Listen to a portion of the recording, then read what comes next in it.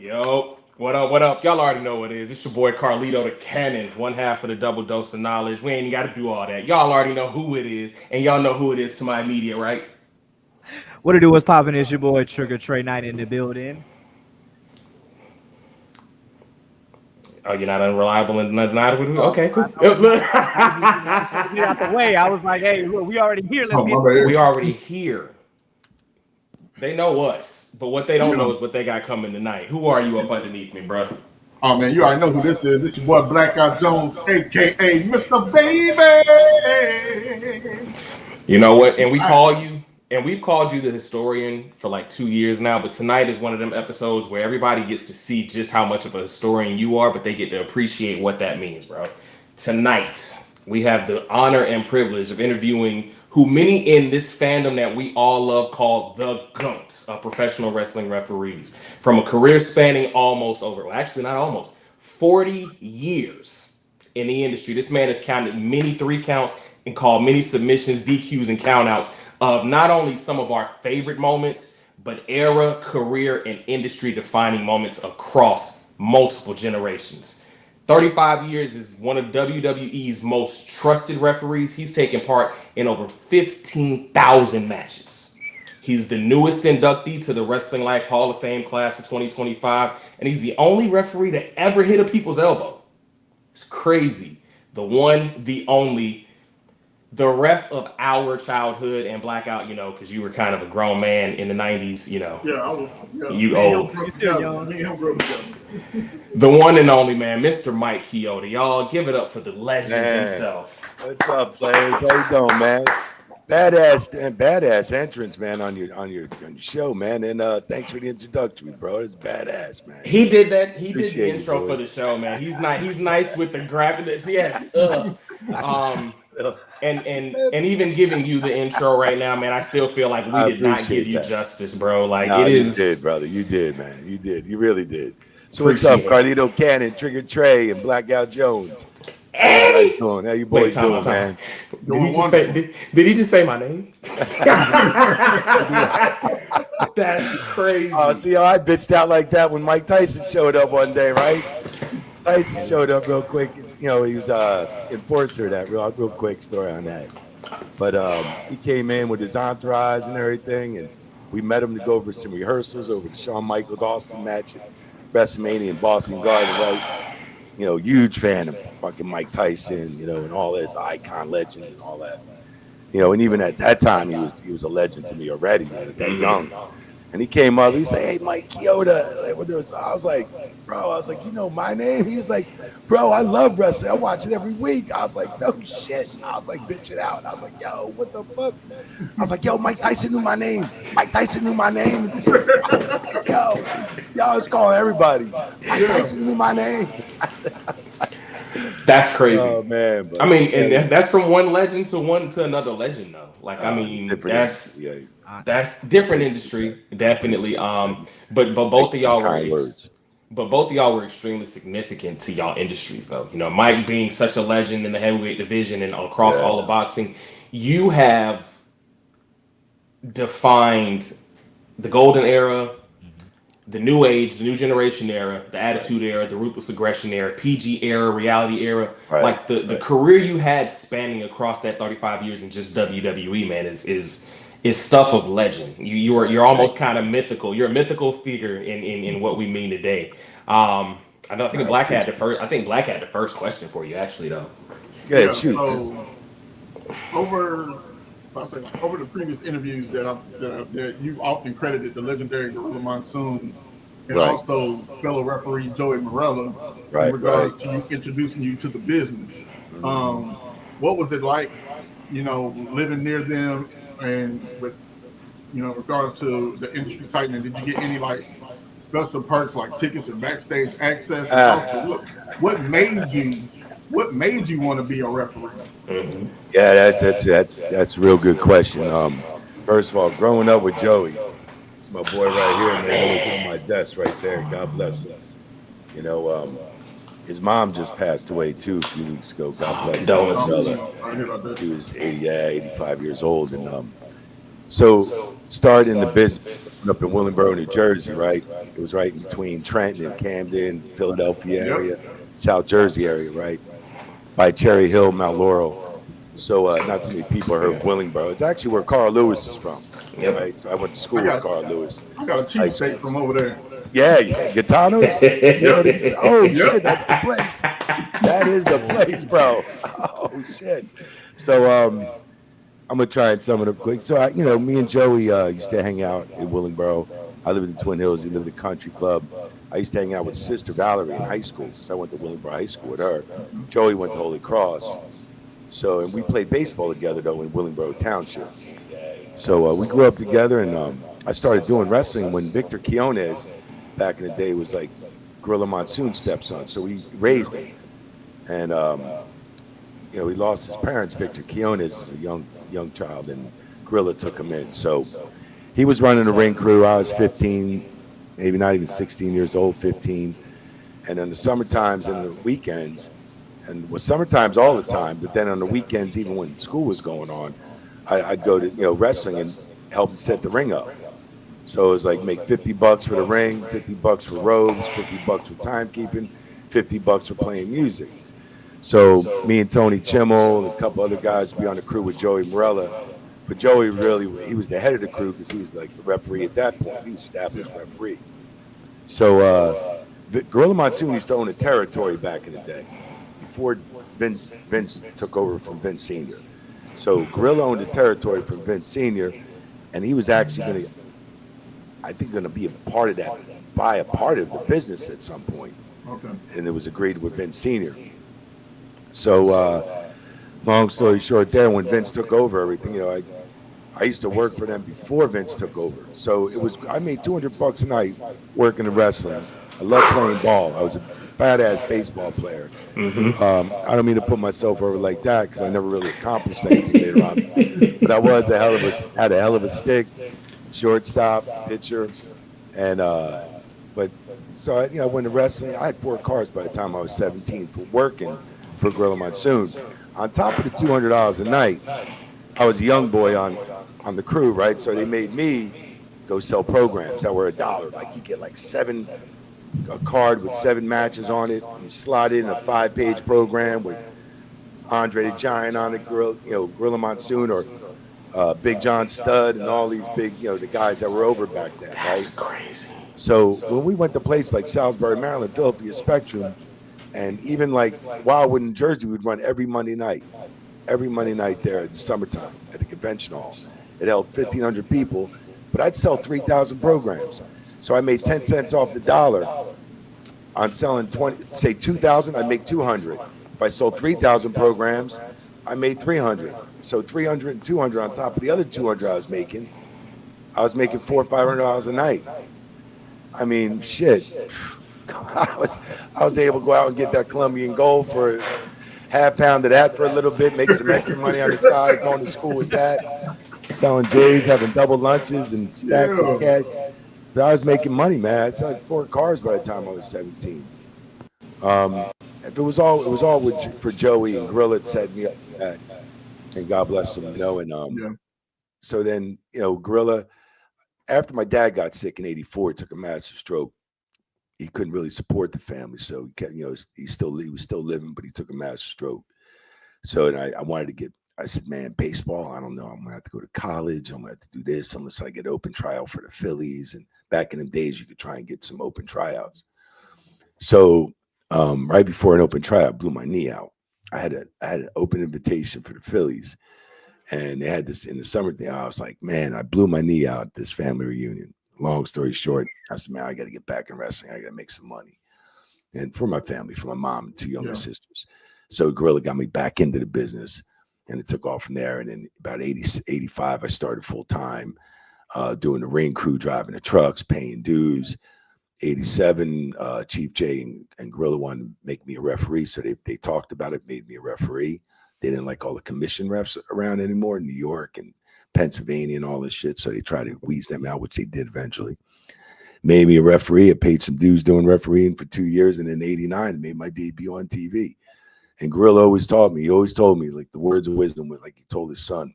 And then when I went back in the business, Joey showed me the ropes. Tony Chimmel showed me the ropes, and it just went on from there, man. I learned from a lot of old school, so that's why I went back into wrestling to make some money for the family. Was I intrigued? Yes. Seeing guys like Andre the Giant, Big John Studd, and all these other guys, Paul Roma, Hercules, and Greg the Hammer Valentine, Rick Rude, this one, Kurt, Perfect, all these just goes on and on, right?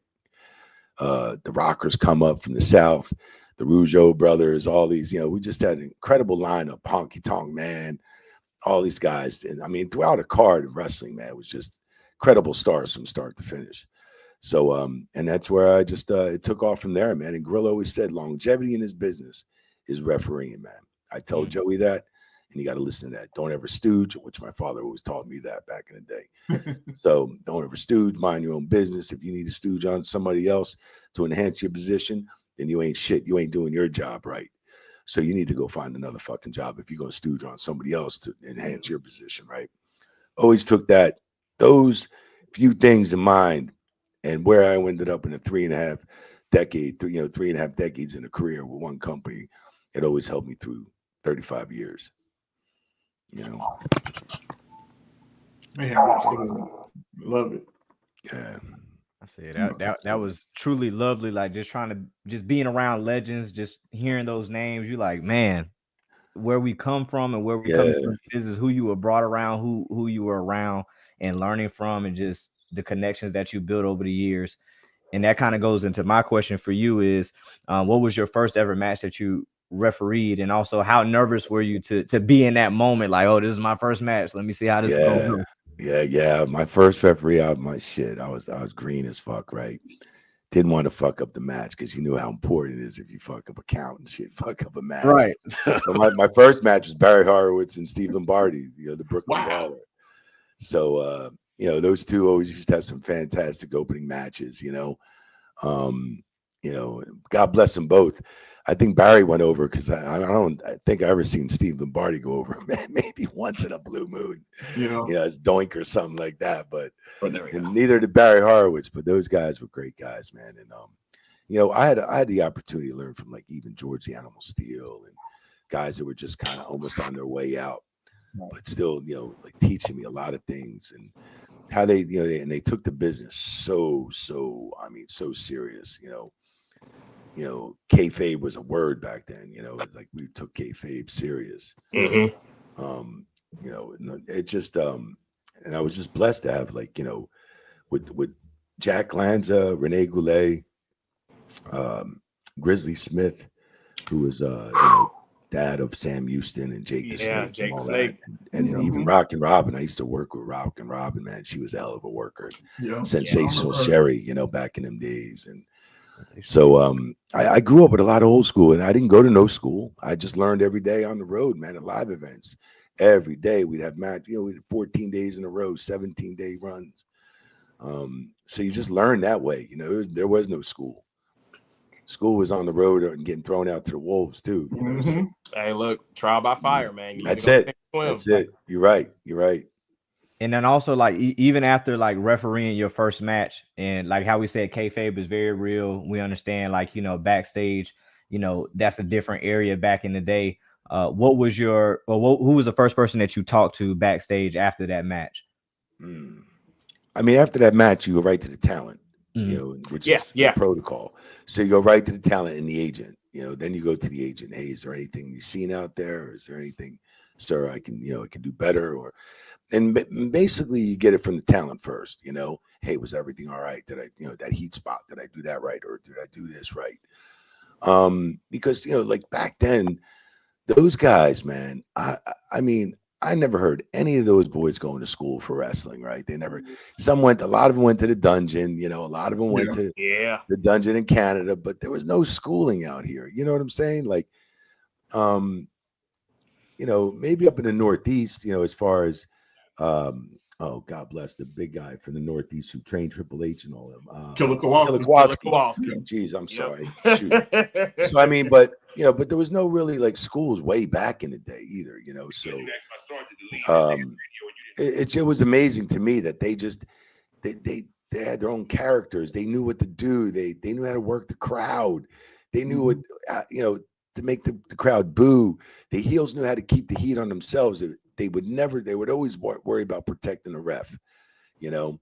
So they always wanted to protect the ref because, you know, a heel should put the heat on himself, not the ref. You know, if you're putting heat on the ref, you're not doing your job. And we see that a lot now. Like some of the refs have a tendency, you know, and we don't want to call anybody out, but some refs have a tendency to make it about themselves. And that was one of the things we always noticed about you was you stayed out of it unless the sequence specifically called for it. And that was one of the things that we always loved about you, you know, doing what you did. I appreciate it. I learned the hard way. I mean, there was a couple times where I got reamed out with, I mean, I did a heat. There was a heat match, right? Pulling the tights just in one boom. And then I stayed in the ring. The babyface put the heat on me. Hey, ref, you know, because it puts the heat when you do a spot like that as a ref, you're supposed to roll out with the heel and walk back with the heel, raise his hand. Oh, wow. So that was always a rule of thumb. And when I was green, I remember, I remember arguing with the babyface inside, getting the heat, and the crowd's turning on me. I get outside, then I'm slapping hands and high-fiving motherfuckers. Coming down the crowd, right? I'm like thinking I'm hot shit, right? Yeah. I got Chief J and Jack Lodge sitting at the end of that fucking looking at this shit. Oh, stewing. Cuss me out up and down, boy. You going into business for yourself? Who the fuck do you think you are? Blah, blah, blah. I'm like, I didn't see the tight. They were like, we're not talking about that bullshit. We're talking about staying in the ring, not piling down with the heel, not raising his hand, waving, high-fiving everybody. What the fuck is that? You're supposed to ignore the crowd and go right to the back with the heel. I'm like, oh, shit. I'm sorry, Chief. Sorry, Chief. I mean, I got reamed. So, you know, and it was the first thing. It was, what are you going to business for yourself? Who the fuck are you? You know, you're the referee. I'm like, oh, shit. Damn. Put my place real quick. So even on that, I think that just goes into ring psychology, understanding and communicating effectively with the team backstage, the wrestlers. How do you ensure that match flows smoothly, both for televised and non-televised events on that point? Yeah. Like live events is a lot easier communicating. We did have after so many years, we didn't have IFBs, right? We didn't have them at TVs. So even on the go-homes at TVs before the IFBs, the timekeeper, Mark Gayton, which did timekeeping for like 30 years and ring crew he used to hold the pencil. You know, that was the guy that used to throw Stone Cold's beer up to him all the time. Yeah. Another goat. So, he is another goat, right? Stone Cold and Mark Gayton. So you look over at the times and he used to give us one, you know, like 2 for 10 minutes, 1 and 3, 8 minutes left, 1 and 2, 7 minutes left, 1 and 1, 6 minutes, 1. And then when you go, you know, down to 5, you go 5, then 4, 3. You know, and you go home, but then when the pencil hit in the mouth, you got to fucking hurry up and go home, you know. So, that's how we communicated before the IFBs. Okay. So the referee had to pay attention all the time on the slide, like just as he's going, you know, looking over at the timekeeper. The IFBs got a lot easier, right? So then, and you're talking about the mics that you guys have. Well, the earpieces in there, and then they came up with where we could talk back, because every time they'd say something to us, there was no communication back to them. Yeah. So then they came back with the microphones, and we finally started using that. So we had full communication back and forth. Okay. See that's why we started that X, because we couldn't communicate back to them, right? But I mean, they do the X still when needed. You know what I'm saying? But you know, now there's a way to communicate back to Gorilla with the side pocket microphone. So communication is easy. Communication between talent, you just got to talk to the talent. You know, you got to. And we used to talk Carney all the time. You know, like Driazop Keys, you know, like all this, because you didn't know when the cameras were on tight. And Carney was always in the 80s and 90s, even into the early 2000s. And then that just became like a thing that they didn't even teach in school. Because I remember 2 guys coming up from NXT were in a match, and I'm going, Knee is 9, E is 8, C is 7, C is 6, F is I, right? Because like you never know when the cameras and the microphones are so close to you, you know, because we didn't get mic'd up for the show, right? But you'd still have, you know, mics in the corners and all that. Yeah. So I remember at the end they go, man, they went over a little bit and they said, did you get your times? And they were like, no, we really didn't get the times. We didn't hear you on the times, Chioda. I said, bro, I gave you the countdown all the way. And E is 9, E is 8, C is 7, C is 6. He goes, "Oh, that's what you were fucking saying." I was I like, didn't know what you were talking about. they don't teach you that at NXT. He's like, "Fuck no." Evidently, they didn't. The other dude's like, "No, fuck no, they don't." I'm like, "Oh shit!" Well, they just wanted you to talk out loud, like, "Hit me with the drop kick." You know? Well, so with them not teaching that in NXT, is that kind of a thing that maybe they didn't teach them on the indies as well? Because a lot of guys that came up through NXT came from the independents. So is that kind of right? Yeah, I mean, so it's almost a lost art. Yeah, right. I mean, lost art unless you were old school, like a Daniel Bryan. I know he did the indies for a while, right? But he came up, he already knew. He knew because he was running indies for years before he came up in the WWE, right? So there's certain guys like that. But the guys that come right out of school, boy, and all that, before I left, they didn't know anything. I was like, man, you try to bury me, not giving you the time. You speak another language to me. I didn't know what I'm you. like, damn. It's like, man, you should go back to school and learn how to write cursive or something. That's something. But yeah, so communication is definitely the key. Like even when I count 1, 2, 3, like I'm always telling the boys, here we go, here we go. So you got to keep your cadence, but it's how you swipe that third false finish count. And if you get those people off your seat, off the first level, and everybody's off their seat, and they think that's the finish, that means you're doing your job too. And I used to talk to the boys as I'm counting. All right, here we go, bro. You're 1, 2, get ready to kick. Watch me, and then wham, and like, just like be on the same page. I'd tell him when to kick, like crazy, and he just get that shoulder up. I learned that for a lot with Shawn Michaels. Okay. So is that like a whip? Because we would never, we've never hear you or like we don't really hear the refs. Like, I'm not mic'd. We just see them looking up, just like that's it. Right. See, that's why I don't like either though. They shouldn't be looking up with all bright-eyed bushy. That's why I talk to them. Keep your eyes like at a dim, like kind of like just at a dim because the camera shoots in close. You see the guy like this, like look. Come to the light, Caroline. Like, I'm gonna get right. I'm like, damn, put a pair of sunglasses on or something. I'll talk to you, And you'll see it. Like the guys are just. And believe me, some guys like Sean and Razor used to have their eyes closed, but I talked to them. That's how I learned from Sean and Razor, man, on the kickouts like that. Well, shit. Moving into the next question. Speaking of Razor, Scott Hall, one of the greatest performers of all time. True. Transition into Scott Hall in the WCW and in some ECW as well. You were big during the invasion, right? When the invasion took place, what was it like backstage as well as on camera and in the ring to work with some talent who maybe it came in that never worked a WWE style of match before? Was there a big learning curve? Was there a transition, or was it kind of a trial by fire? Well, I mean, no, I don't.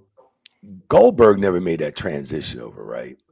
So I don't think a lot of guys had to worry about working with him, right? We feel the way about Goldberg on the pod, man. And it was just like, we pray for Brett every day. It was cool, man. We had Nick Patrick and Charles Robinson and some guys come over, and I was happy for him because let me tell you, at one point we thought we were gonna lose our job, right?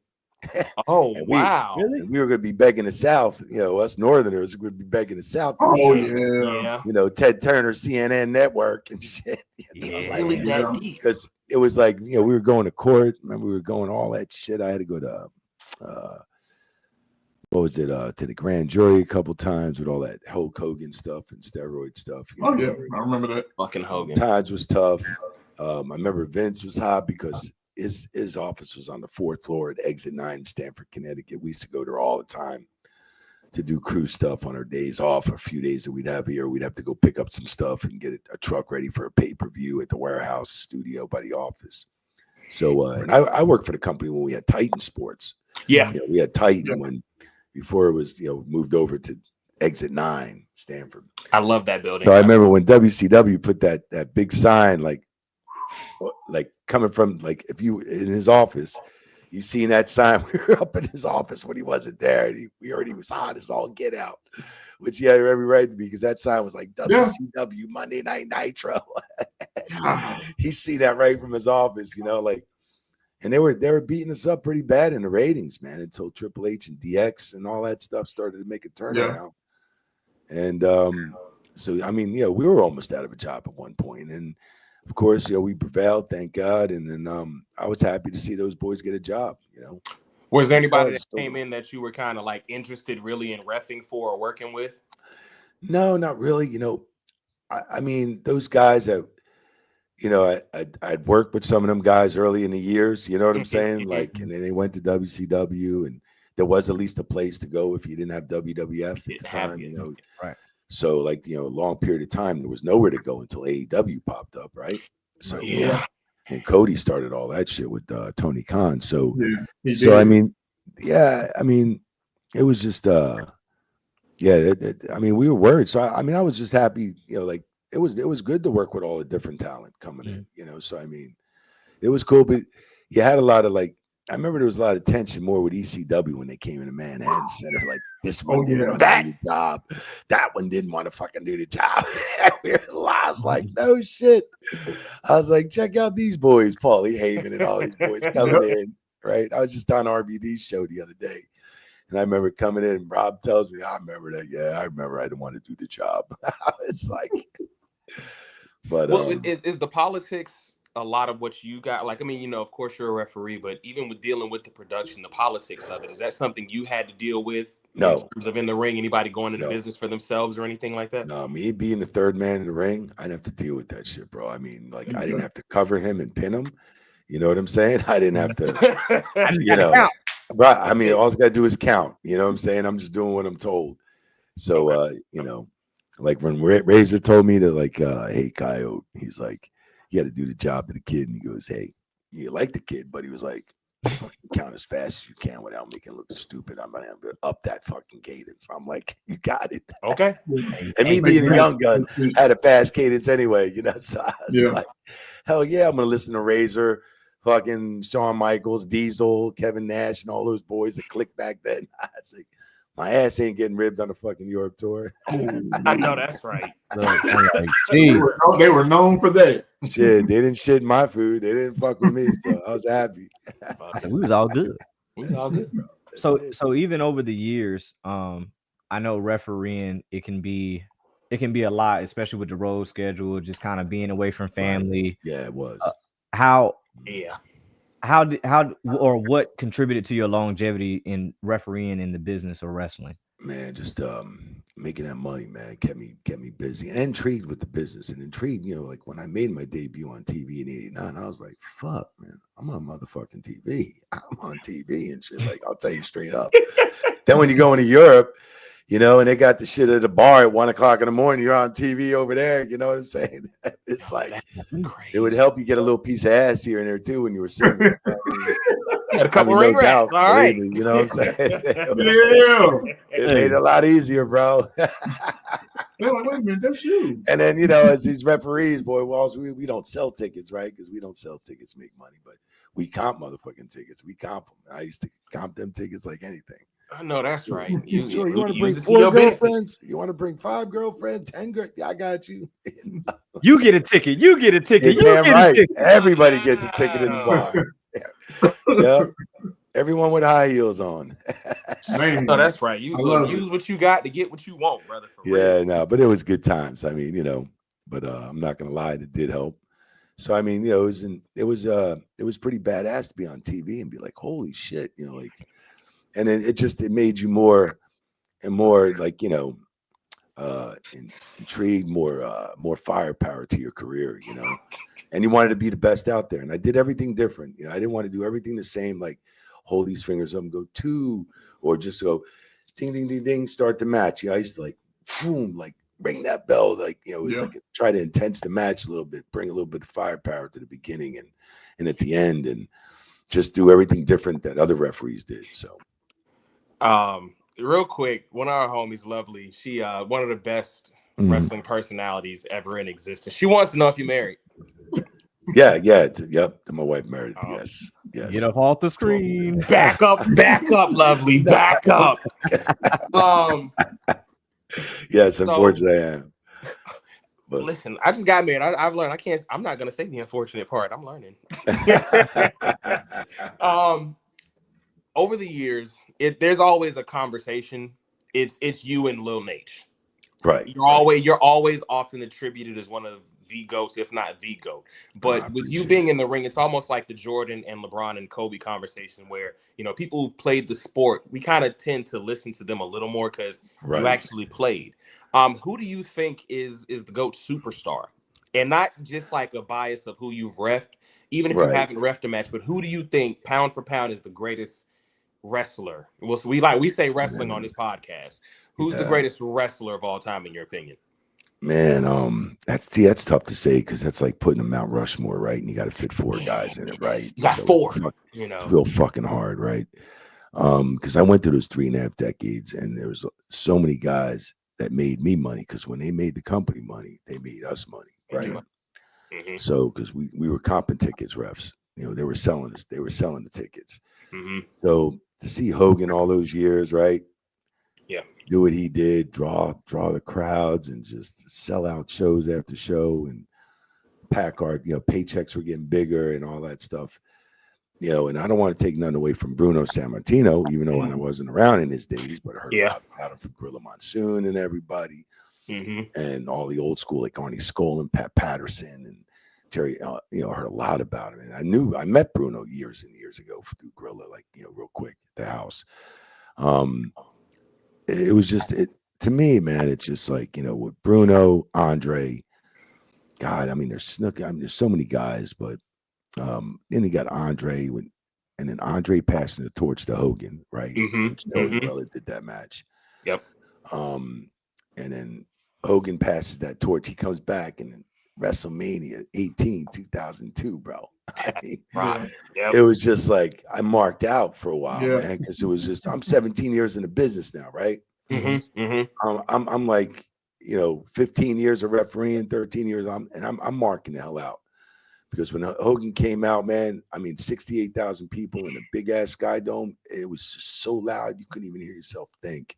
Yeah, it was amazing, and we didn't really know how they were going to react. You know, because all day Chris Jericho running around all day. And that was 23 years ago. Jericho, this we shouldn't go last. That match should be last. I'm fucking telling you, you know.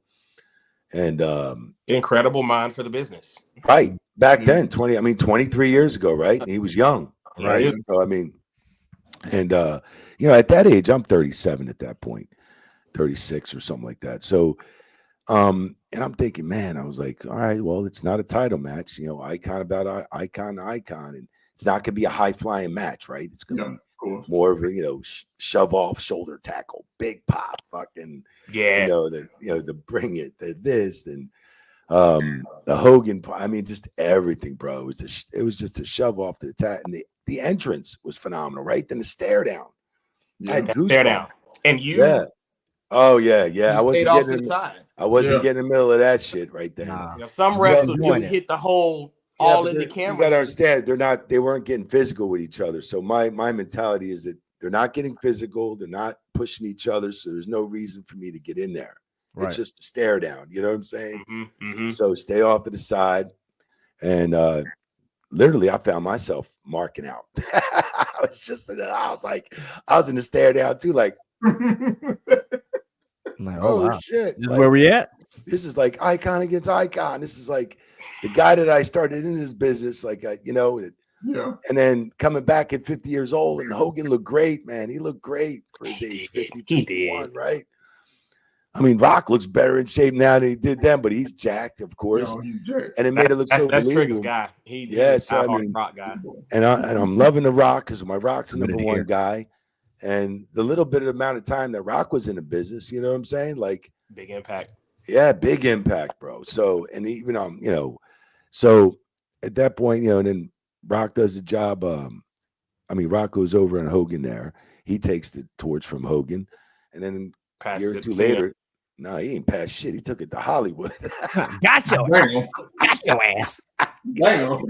And as a matter of fact, that's where we he did peel out on us though. I mean, he took that shit to Hollywood, right? So,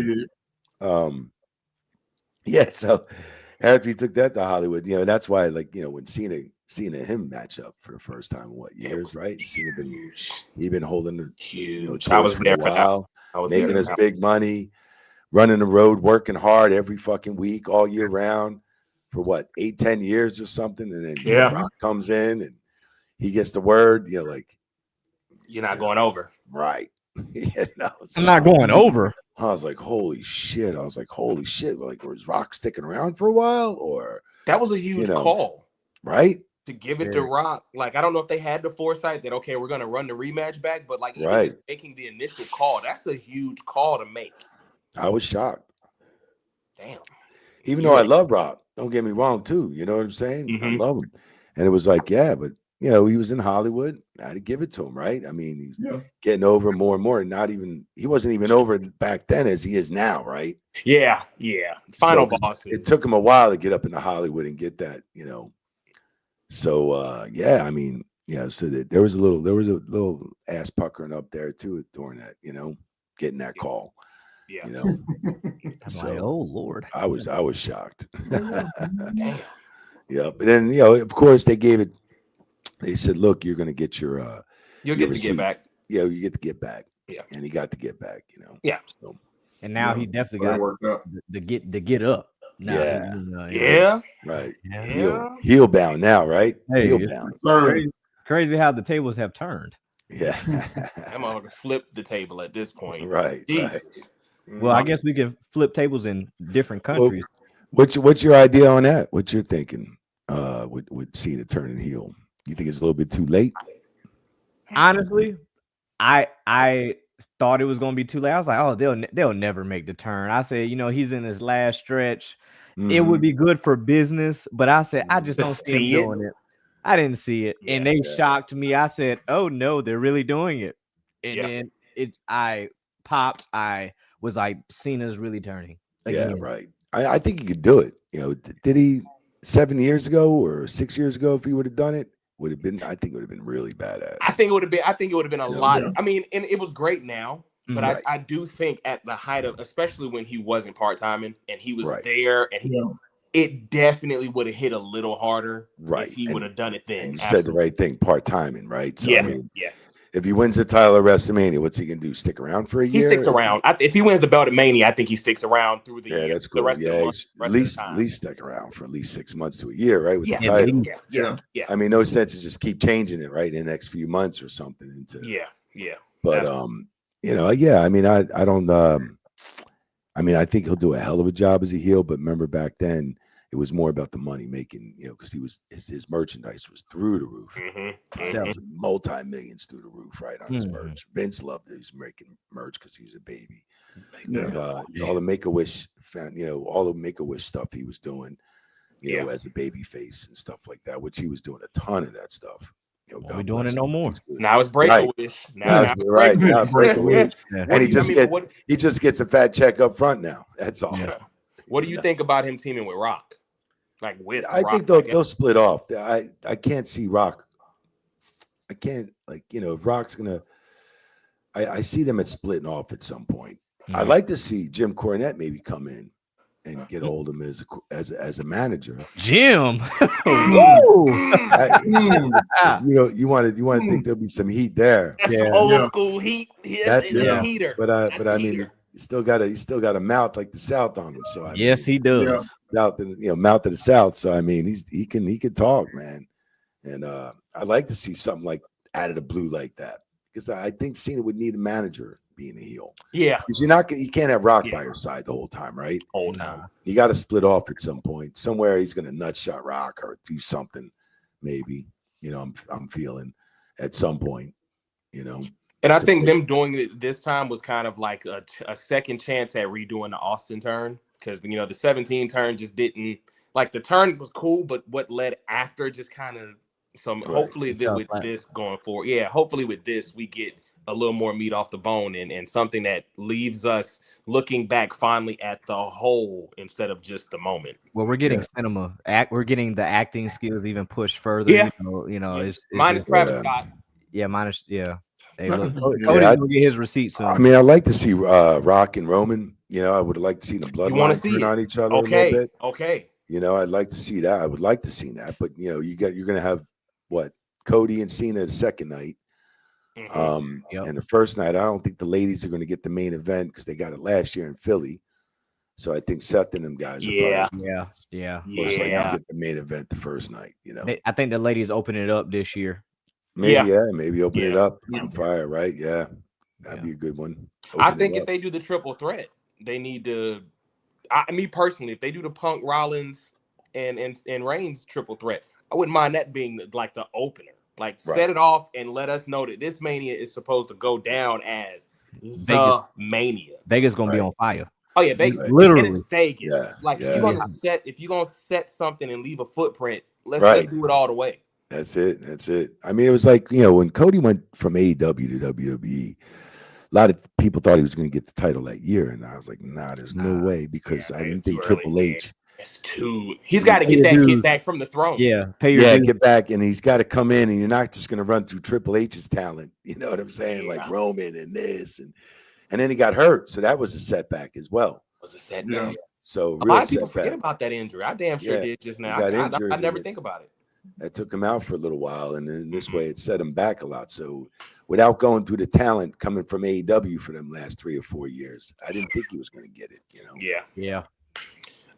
So from our fans, we had we polled the fans to see what they wanted. One of our one of our hashtags is being a hashtag real fan. That's our hardcore fan base. That's the people who not only just tune into us, but watch everything, watch AEW, watch Impact.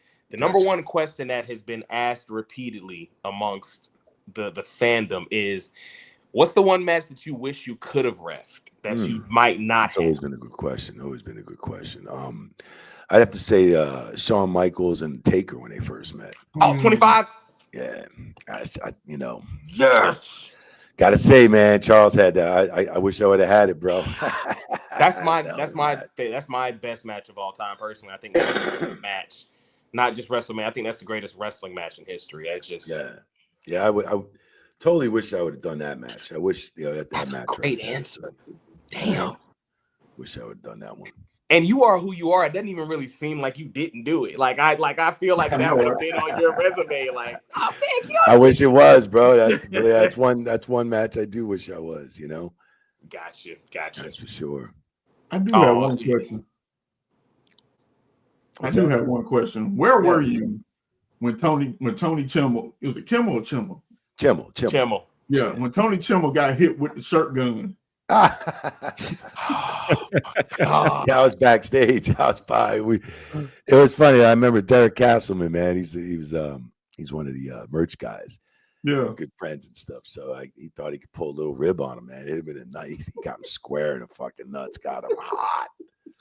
So he was fucking pissed. Oh, he took his bag through all the comp shirts and started throwing shit in the crowd. Took the bag. Here, take the bag too. I was like, I'd have been hot too. I'd have been like, that's how y'all feel? Yeah, you get hit in the nuts, man. Unexpected, boy. Anytime, really, but unexpected. It's like getting sucker punched almost or something like that. Get hot, boy. That was funny when I saw it. I was like, man, he was cussing my man out. He was fucking hot, bro. I know everybody was laughing, but he was hot. Yeah. Damn, that's not funny. Like he was mad because he was mad, not like kayfabe, man. My man was really heated. Yeah, it was heated because he wanted to sell it even more. He probably wanted to bend over, get down, shit like that. Yeah. You can tell that the pain goes right to your head, right? His face was all red and shit like that, and you're sitting there in front of us, a packed arena. Jesus. Treg, I know you had one. You mentioned flipping tables in other countries. Yeah, so being a travel connoisseur myself, I've been in several places. I love traveling different countries. Yep. My thing would be, what are your 3 favorite countries that you refed in, and what are your 3 favorite stipulation matches that you refed in? Before you answer that, you had to put yourself over, right? Like, this guy.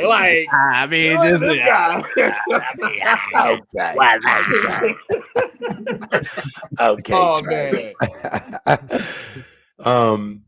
Well, that's kind of. I mean, sum that up, but I've been over about maybe 40, over 50 different countries. A lot of countries, over and over and over, all throughout the countries. Of course, all throughout England, Germany. We used to do 17-day runs in Germany, all over the place, right? And years ago in Africa, South Africa, Japan. So I would say definitely London O2 Arena. Okay. I had to say the first one was Japan. So Japan's number one. Yeah, I mean Japan, such a respectful crowd, man. Now they're a lot rowdy, and all that. But when I used to go there in the late '80s and Yep. early '90s, they would just clap the audience, That's it. pack the house, want to come see wrestling, but just clap for a respectful move. Because I remember I did the Tokyo Egg Dome, man. What a different crowd, back then when Hulk and Tenryu were against the Road Warriors. That's a match. Yeah, it was when Earthquake and whatchamacallit got into it and stuff because the other Japanese wrestler called wrestling a fake on the microphone because he had to do the job to Earthquake. It was a shitty match too. It was just, there was a Hacksaw's match was shits. I mean, but anyway, I'd say Japan is one of them. London, O2 Arena was phenomenal. Worked in the Prince Albert Hall and a lot of different arenas there in London. Over the year, Wembley Stadium in 1992. Wembley. Wembley's to 82,000 people with Bret Hart and Bulldog in the main event. Went 40-something minutes. Joey was the referee as well. So I mean, let's see. New York City. I have to go with New York City with number 1, Madison Square Garden. Japan, and then London, England. Love that list. Yeah, so I mean, there's a lot of other countries I'm probably leaving out, but for certain reasons, for different crowds, different countries. Yeah, it's a lot to name. It's a whole lot. And before you name the 3 stipulations, did you even like doing stipulation matches? Like, is that something that gave you some time off from doing the whole repetitive referee thing? Yeah, definitely. There's a couple. I mean, when you went to the steel cages, right? But then we went to the chambers, the chamber matches, and all that. I'd have to say the chamber. Love it. The Hell in a Cell. And I didn't have to do much, right? Yeah. No rules and regulations, really. No rules and regulations, pretty much. But I do have to say one of my favorites is like the 1-hour marathons. The best out of 3. Really? Yeah. Because we used to rock. I mean, God, when I used to do them with Shawn Michaels and the Rockers and the Rougeaus, they used to do with Shawn Michaels and certain other opponents throughout the career. Then I remember my last good one I really did was John Cena and Shawn Michaels. And that Raw match. O2 Arena. Greatest Raw match in history. Love that match. Yeah. So I just saw that the other day. Yeah, the 1-hour time limit matches. And I mean, believe me, you blow up 4 or 5 times, get your win back, blow up 4 or 5 times. I remember we came off this the end of the tour too. It was like a 15-8 tour. And we pulling up to London Arena and we were going home to after that doing TVs we were going home after the tour and Cena, we get off the bus and Cena was like, well, Chioda, we're ready to wrap this one up. And I'm like, hell yeah, let's wrap this up and go home. He was like, well, we got a 1-hour fucking marathon tonight, me and Shawn Michaels, and you're the ref. I'm like, what? I'm like, oh, Jesus. Hell yeah. Yeah, but we got, we kicked ass, had a great match. I love those matches, but Gotcha. They're awesome. I was just selling it because I was coming off the road after 2 weeks and it was the last night. Last night. You're like, I'm going to be shit. No, you're not. Right. Night's off. I thought it was maybe a 10-15 minute match. All right, cool. Get ready, get showered, go home. But yeah, it happened to be one hell of a match, man. So I'd say the chamber matches, the 1 hour, best out of 3 falls, and the Hell in a Cell. Okay. That's a dope ass list. Yeah. Very dope list. So I have one more question, and this is a question in regards to 9/11. What was the climate like in the locker room? And I also read after that you started wearing the USA flag on your shirt. Yeah, I mean, we noticed like for years, like we didn't wear one. I used to wear one once in a while at Wrestlemanias and stuff like that. We were actually, when we were in other countries, we weren't allowed to wear that flag for some reason. Oh wow! Why the fuck can't we wear a flag? They know we're fucking Americans, right? Yeah. So I mean, right. But anyway, so because you always see like the NFL refs have the patches on all the years, and NBA guys and all the other stuff, So, but yeah, man, just started wanting to wear the patch right after 9/11. I mean, we got noticed. What was it that morning? When it happened at the hotel, and then we postponed SmackDown, and then the next night we did SmackDown and stuff, and packed house. It was a bad feeling because New Jersey growing up, I had to get back to New Jersey. I was living in New Jersey at the time, and getting back there, and just worried about other shit that was going to happen.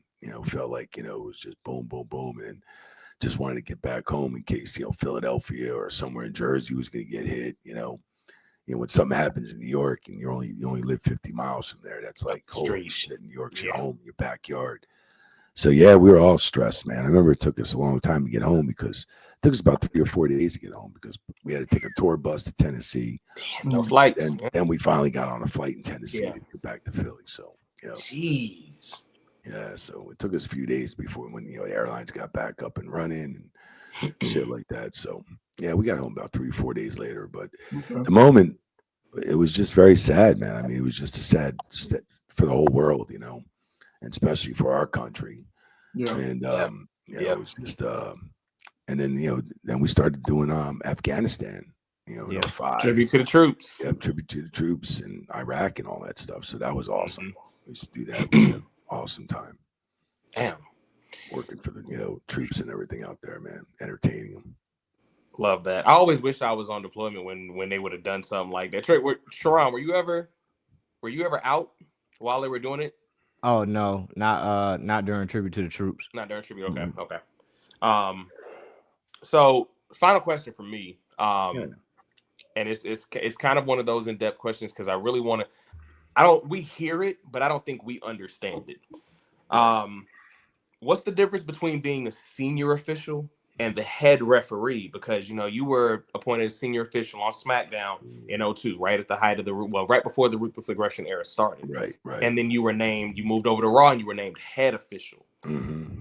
Is there more responsibility that comes with that? Is that, where you kind of get the higher caliber matches more often? Like, what's the difference between those two? Nah, it might be just age, bro. When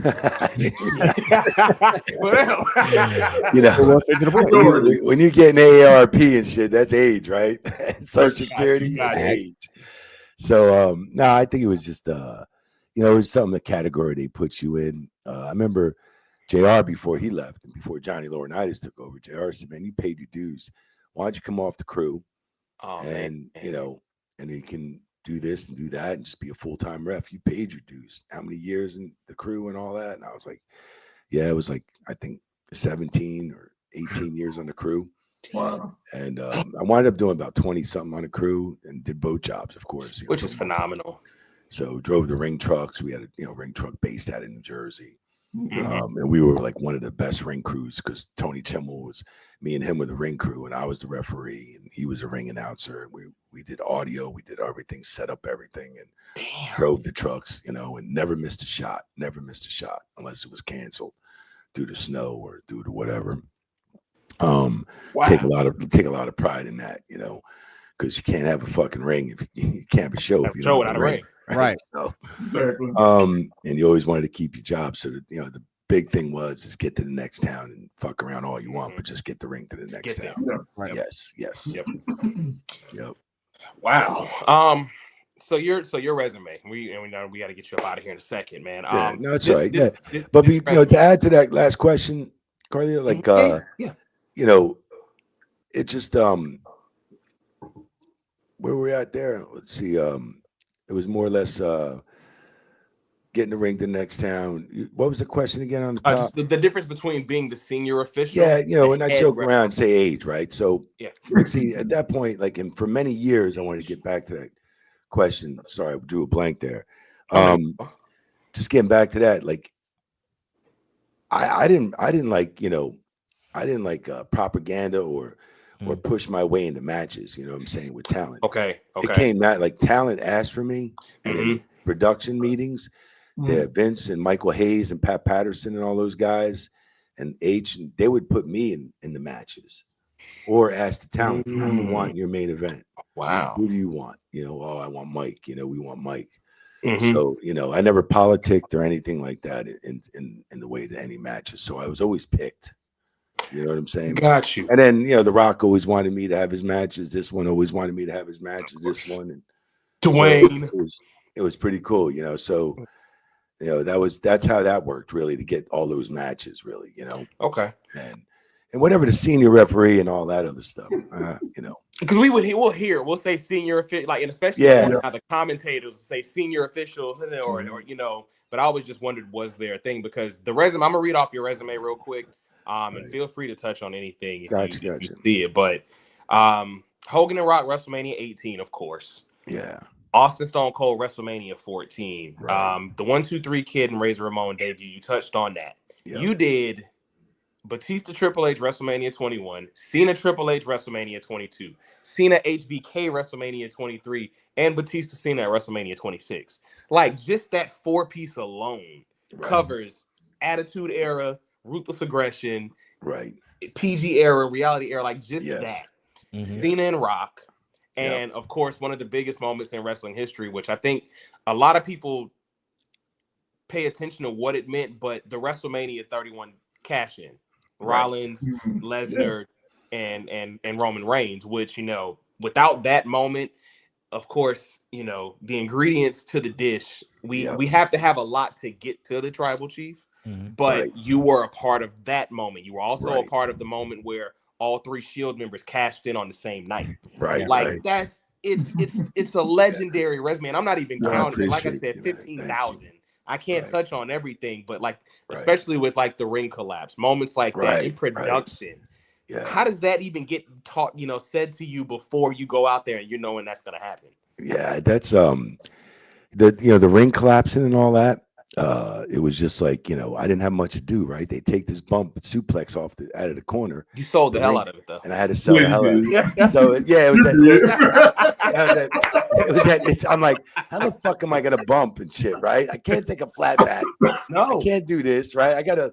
So it was like they were like, just go natural with this bump, and I'm like, the fuck is that? We've never done this before, right? Never done this. And they're like, Chioda, I just want to see this in your face, man. When you're on your ass, and you get back up and you're on your ass, they just want to see the fucking the dumbest look on your face. Like, I just can't fucking believe this is happening.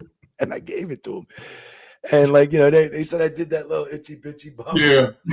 There's like a hesitation because when it collapsed, we stood there for a minute, and then I'm just trying to go with it, and then I get up and I'm looking around like a dumbass, you know, like, and they start chanting like, "Holy shit, holy shit," you know, and I'm like, "Holy shit, we got the people."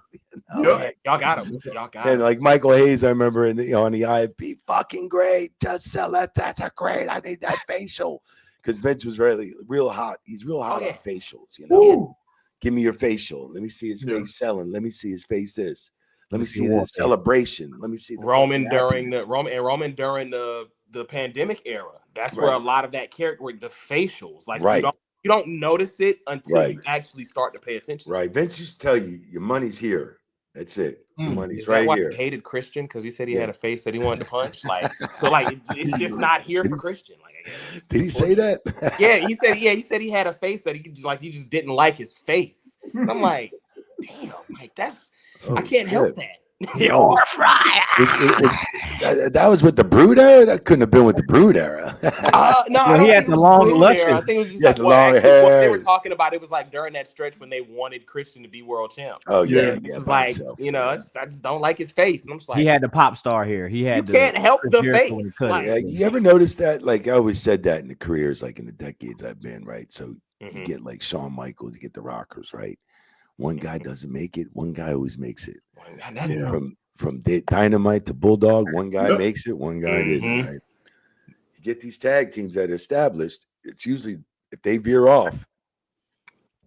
I mean, it was like that's why when Seth Rollins, Mox, and Roman Reigns, that's the Shield. That's the only 3 I've seen take off and be all top guys. You know, that's true. As a team. And like all these other guys throughout the careers, it's just one guy always makes it, one guy doesn't, you know? Yeah.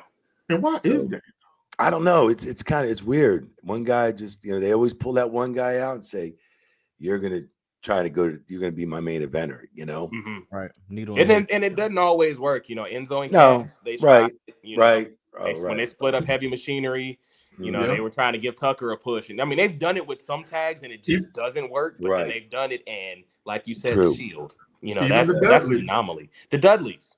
Yeah. I mean, like Bret Hart and, you know, the Hart Foundation. You know, Bret took off. You know what I'm saying? Right. Yeah. So, well, I mean, Bully Ray, but you said the Dudleys, though. Bully Ray, you know, was kind of, I mean, and of course, Bully Ray was it's the TNA scale. So Bully Ray, but he was still up there. Right. And what about DX?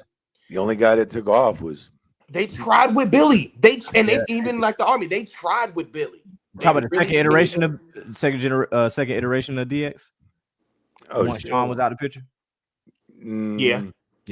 Yeah. Well, even Triple H took off. Yeah, Triple H took off. He took off. And a lot of people like to attribute Steph.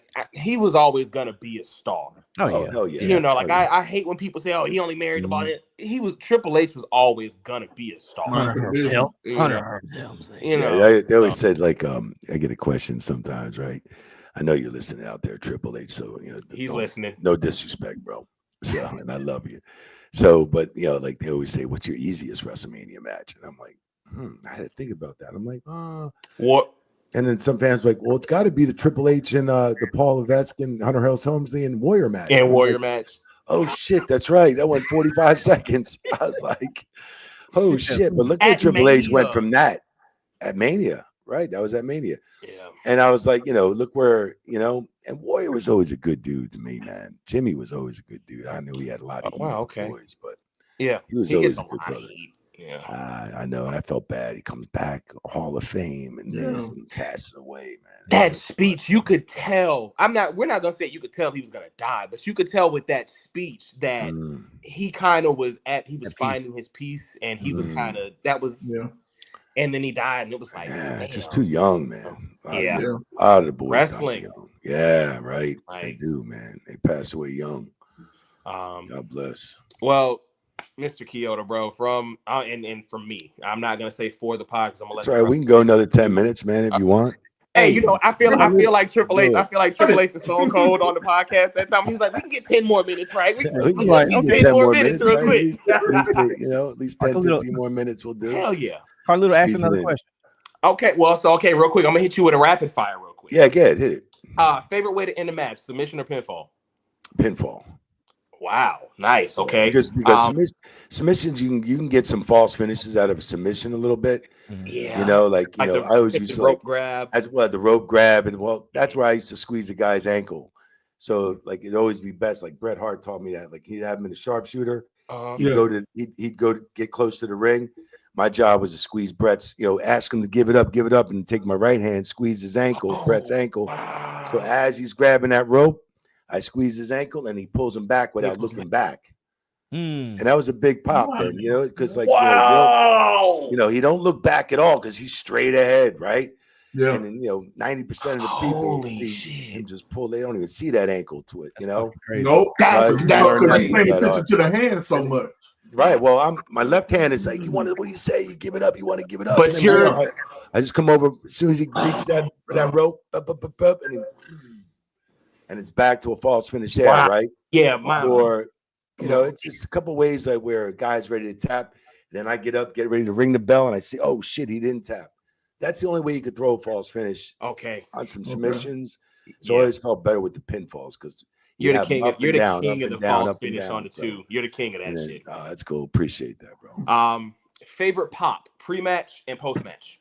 Rock and Hogan, bro. Yeah, Rock and Hogan. Okay. Sorry, yeah, Rock. Got you. That crowd was so fucking worn out from the beginning. Yeah, Triple H and Jericho to the end. Do nothing. And then the girls had to go on, and then that match, they were so dead, man. I felt bad for the last couple matches. They was tired, baby. Yeah. It sucks. Believe me, then at that point in 2002, did I know that was going to be one of the legendary iconic matches, and I was going to be the third man in the ring for that? Hell no, I didn't realize that, until years later. That's why I got that shirt up there. Listen, signed by Rock and Hogan, man. So that'd be cool. And we got the merch. Hey, listen, we got the merch, bro. Y'all head over to prowrestlingtees.com/Mike Chioda. Go grab some third man in the ring merch. My man he's got to be a referee, and you say you don't put yourself over. You got some fire merch. Like you got some fire merch. Got a few things. I like that. I gotta update the shit a little bit, but I'm getting got there. you. And the worst blade job, worst bleeding you've seen. Woo, man. I've seen a lot of bleeding, right? Of course. My actual first match I've ever seen was I went down to baseball camp in Georgia when I was 13, 14. And they took me to the Omni, and I see Abdullah the Butcher.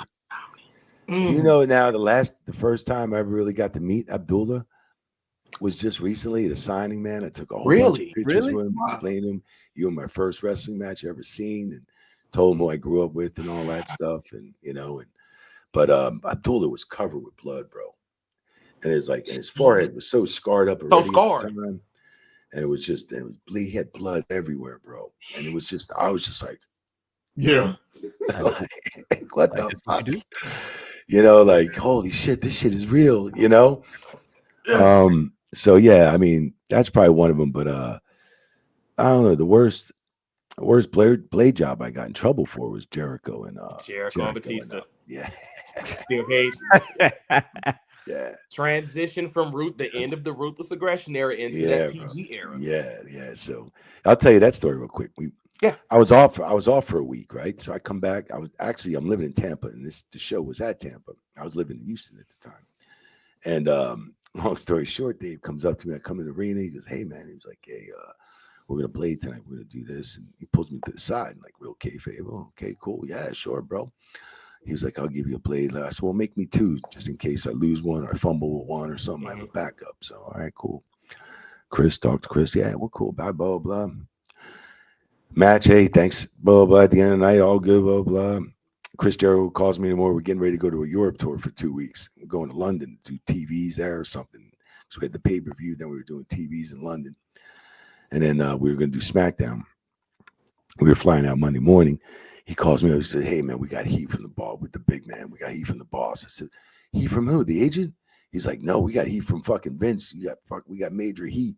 Oh. I said, "Why do we got heat? What the fuck?" He was like, "Because we bladed." I said, "We bladed?" I said, "What the fuck? That's part of our business. What do you mean?" He was like, "Well, I'll explain it to you when you get here." So they had a meeting the week before when I was off.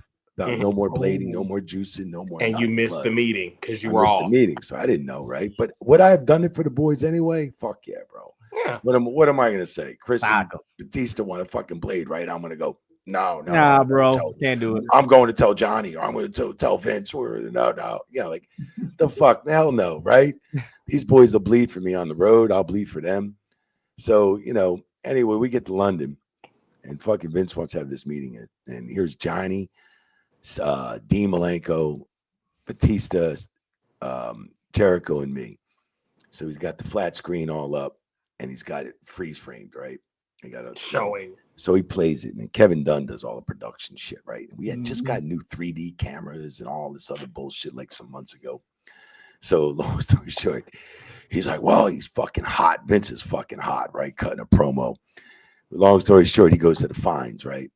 And he goes, "Well, I'm fucking on the tell you, you're going to do this to me and fuck up our business." And we, China or certain countries didn't want blood, so you couldn't have blood anymore if you're trying to sell your product to different countries. Okay. They don't want blood on their shows. Oh wow. No. So next thing you know, he starts off the fine. He's like, "Dave, $100,000." I'm like, "What the fuck?" I'm like, "Holy shit." I'm like, all right. I'm like, "Oh my God." Like I hope he knows I'm not making as much as all the fucking boys are, right? Yeah.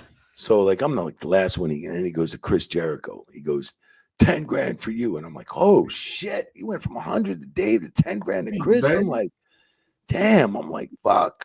All right, that's cool. Maybe I'll get a couple hundred for me. Maybe I'll get a couple hundred a G, right?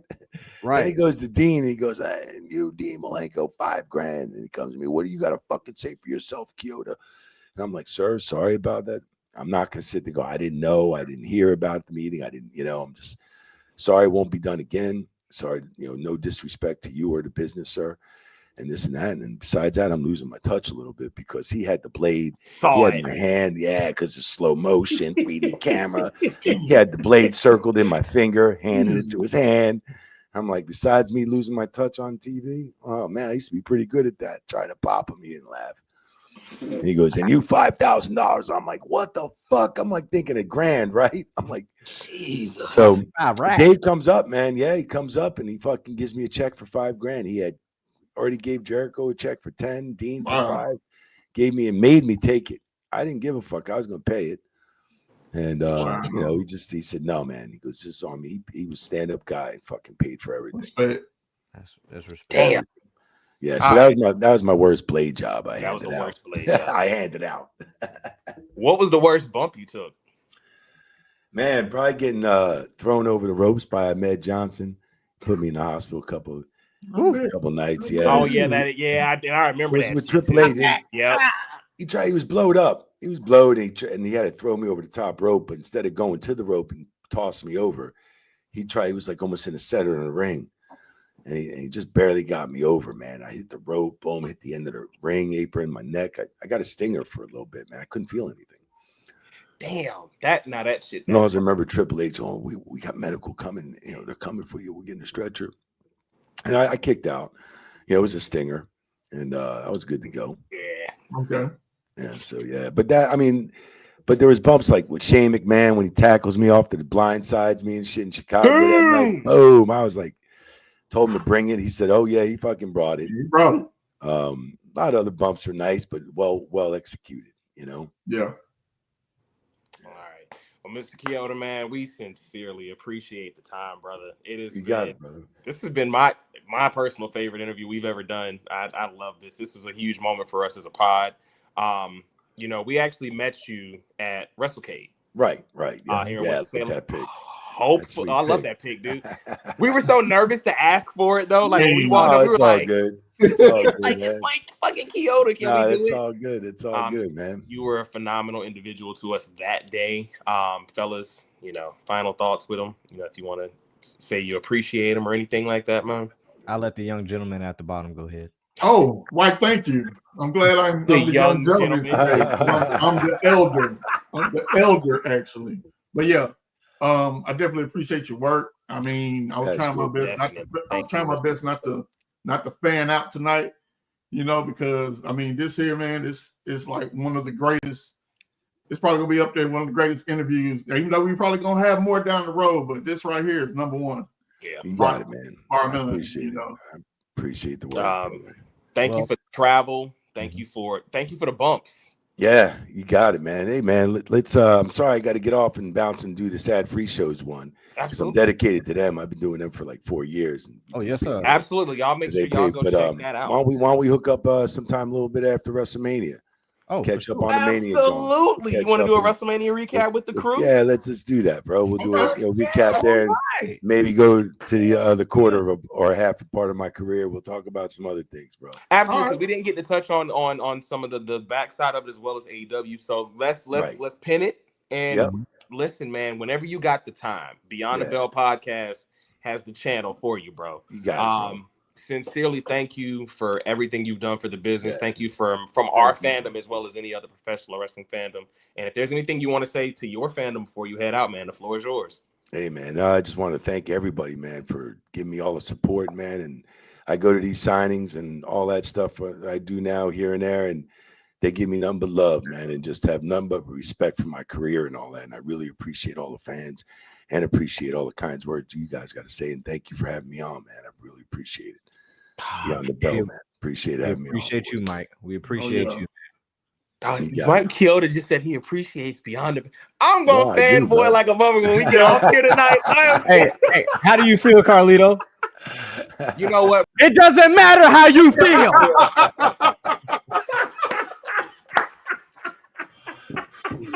I'm going to give you that one for the night. That's your one.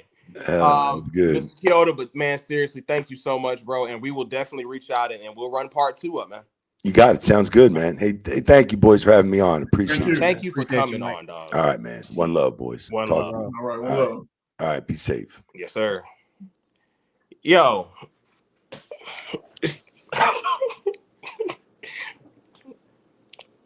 Do y'all even care what happened this week in wrestling? Hey, look, I feel good. I feel great. Hey, listen. Yeet. Man, yo, my chest, like, I ain't gonna hold you. Like, the fan, but my chest is tight. Ashley, you already know it, dog. Look. Because it was Mike Hill, but he popped, though. That's the crazy shit. He popped for it, too. So I'm gonna let you rock with it. Hey, listen. Yeah. Hey, let's party on. Oh, man. Hey, look, you know what? It's time to party, though. Y'all already know. Listen, that was part 1 of the night. We got y'all for another half hour, 45 minutes. So we're going to go ahead and make it worth y'all while. We definitely got to bring in the homies, though. Y'all already know. Jesus, we got a full screen tonight. boys in the building. Yeah. What up? Yeah. What up? I'm not gonna lie, I didn't know what that was. Bayou, I thought that was a purple. The thing that Sinister got, I didn't know what that was. I saw him grab this, and I didn't know what that was. Oh, he got a new mic. Oh, yeah, I got a new mic. It had looked like a purple shooter or something like that. Oh man, You would think that. of course. Well, it's Trigger. Yeah. I am 4 Angry Orchards deep at this point, so you might not want to can go there. Hey, you and your Angry 6% Orchard. alcohol Oh my content. gosh, Angry Orchard. You already know what time it is around here. God. Y'all Angry are- Orchard, no Good food. Lord. Hold on, wait. Time out. Hold on, wait. Go ahead and give him the introduction. Give me your introduction real quick. First off, You already know it's the undeniable, reliable, the one and only Trigger Troy Knight. I was Shut your ass up. we talking about your bitch ass. You already introduced yourself, but nobody talking about you. You already been on here for an hour, mother. Hey, who's this above Matter me of fact, now?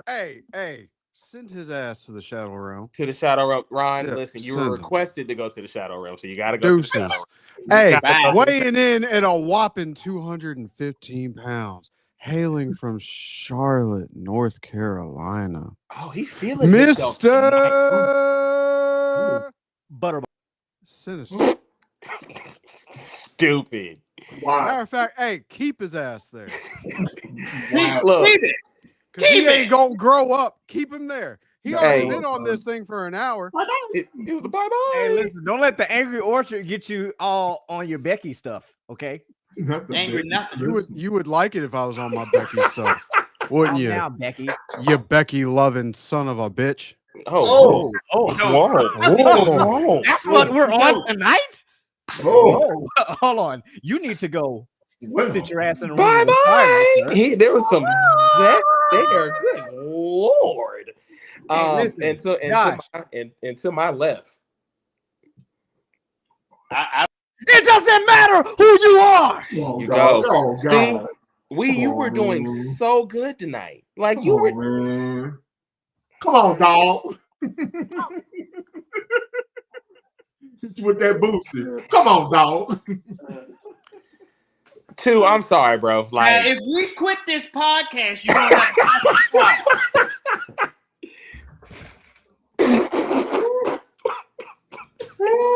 Look at him. Look at this guy. Look at this guy over here. You done already kept us out for an hour, and then gonna kick us both out when we come in. bro, just tell the If people. we leave and start our own shit, you're gonna have a problem. Get him to 11. Get them, bro. You understand what I'm saying? You What was that? The wolf pack is back? My God, he's got no heart. He's got no soul. Hey, You man. know what I'm saying? Look, That's all he's doing is showing out. Hey, me and Shane ain't been in here for a minute. And 211. then you gonna come here and kick us out? bro, That's what this is. light-skinned motherfuckers do. That's what they do. Boy, this heel turn. Wait, but who's the heel? Both of us. Oh, Jesus. That- Hold on, wait. Hold on, wait. You better take Give me some that of wolf bass out. pack. You better take some of that bass out your voice. Hold I on, ain't now. taking shit out of shit. Hey. Now he sound like the little squeak toy off of Toy Story. Hey, ass. Shut your short ass up. Hey, shut that big ass gap in the middle of your teeth up. Oh Lord, here we Hey, go. I got No. gaps in all Mr. 32, Dappy. baby. I smile like a Dappy. Cheshire cat. Oh wait, hold on, bro. Listen, the fans are talking, bro. 211 is wrong. Trigger, they're not 211 rocking. is wrong. Trigger, No, he ain't. they're not 211. rocking with you, bro. They're not rocking with you, Trigger. 211 ain't no heel. The chat is rocking with Mr. 211. Hey, listen. Okay, I'll be the heel. What's up? What's Be the up? heel. Hey, squad up, man. What's up? Be the heel like the heels you wear in your shoes. What you want to do? You want squad? I mean, I can't do much. You the police, but still. Look, take that badge off, bitch. Look.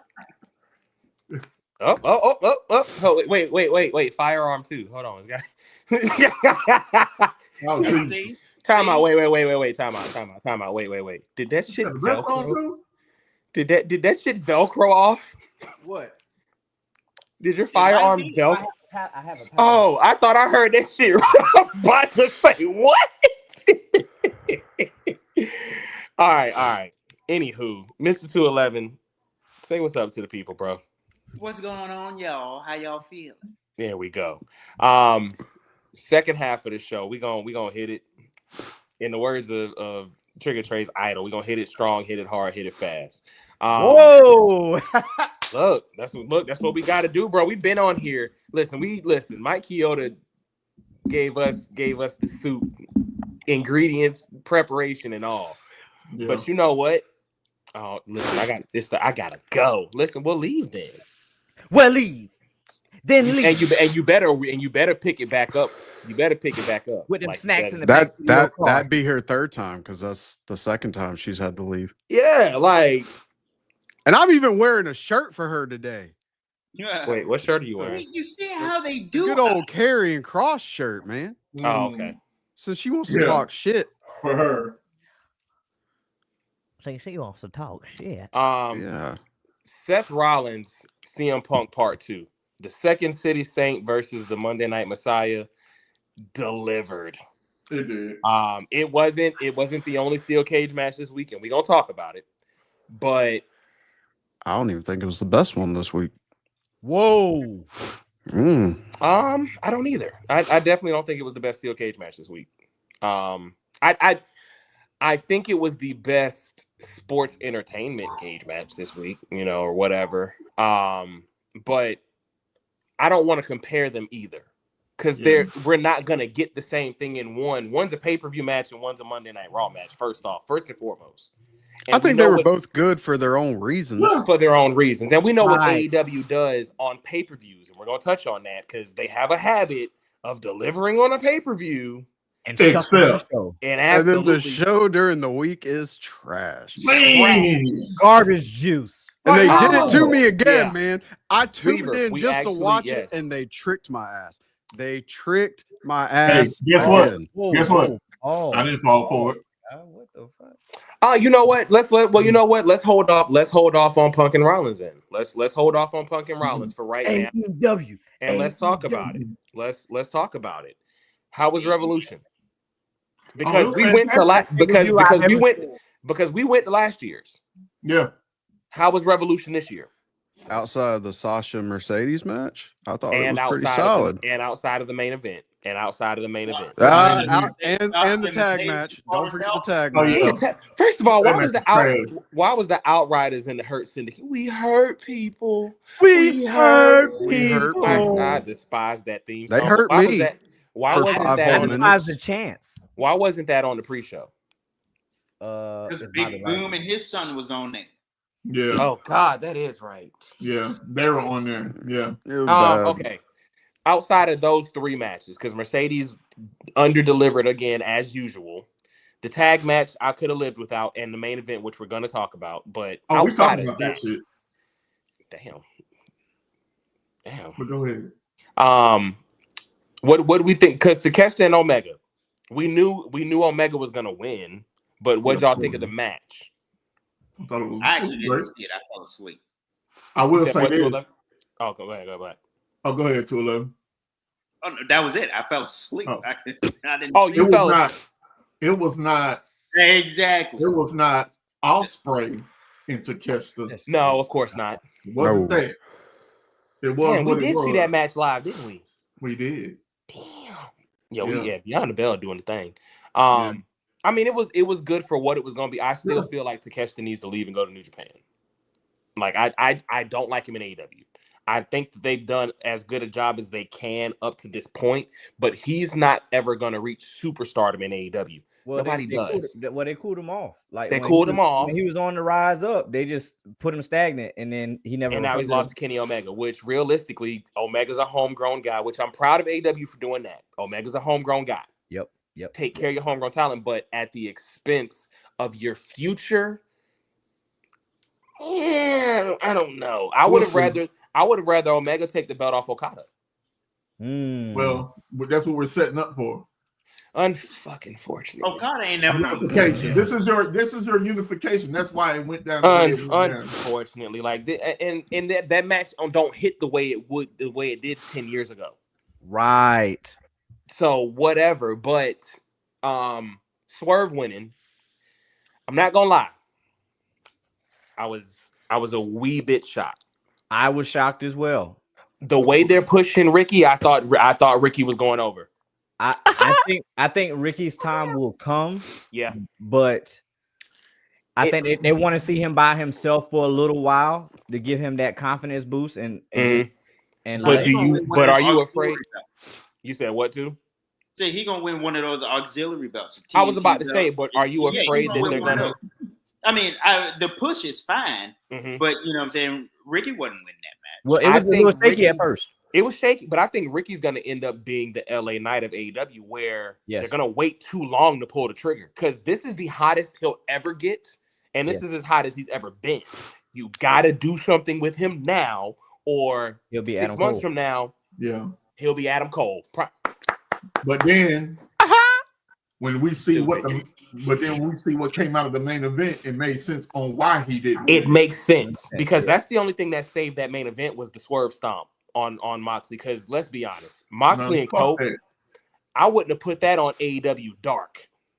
Well, you about to get it next week? You about to get it next week, right? Who's getting it next week? Because they gave me a whole reason not to watch Dynamite next week. Basically, now I don't even care now at this point.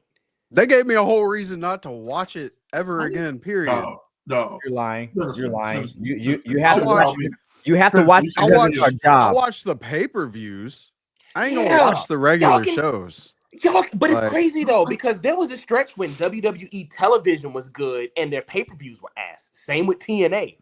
This is the only company I can think of in recent memory that gives you banger pay-per-views and then turns around and gives you the complete 180 on your television show. Well, because I saw this on X, and maybe one day, like when we're all off, we can probably get into a room. I think a lot of people feel that Tony Khan cannot take criticism, especially when it comes to people talking about his booking decisions. Like, granted, you have pay-per-views, but what the hell? Like, when are we going to get to a point where, hey, spread the wealth, spread the load? Like, where these other right? Take a step back and just oversee, but let other people write. Yeah. No, I agree. You know what? And this is actually a really good point. I was thinking that, and that's why I thought Ricky was gonna win. Yeah. I thought with the way they built the story up, it would have made sense to turn Nana. Yeah. I thought it would have. That's why I thought Ricochet was going over, because throughout the entire landscape of them being together, Nana has not been the focus at all in the story. They made him central in this one. They made him look weaker to navigate and deviate from him having such an impact on screen.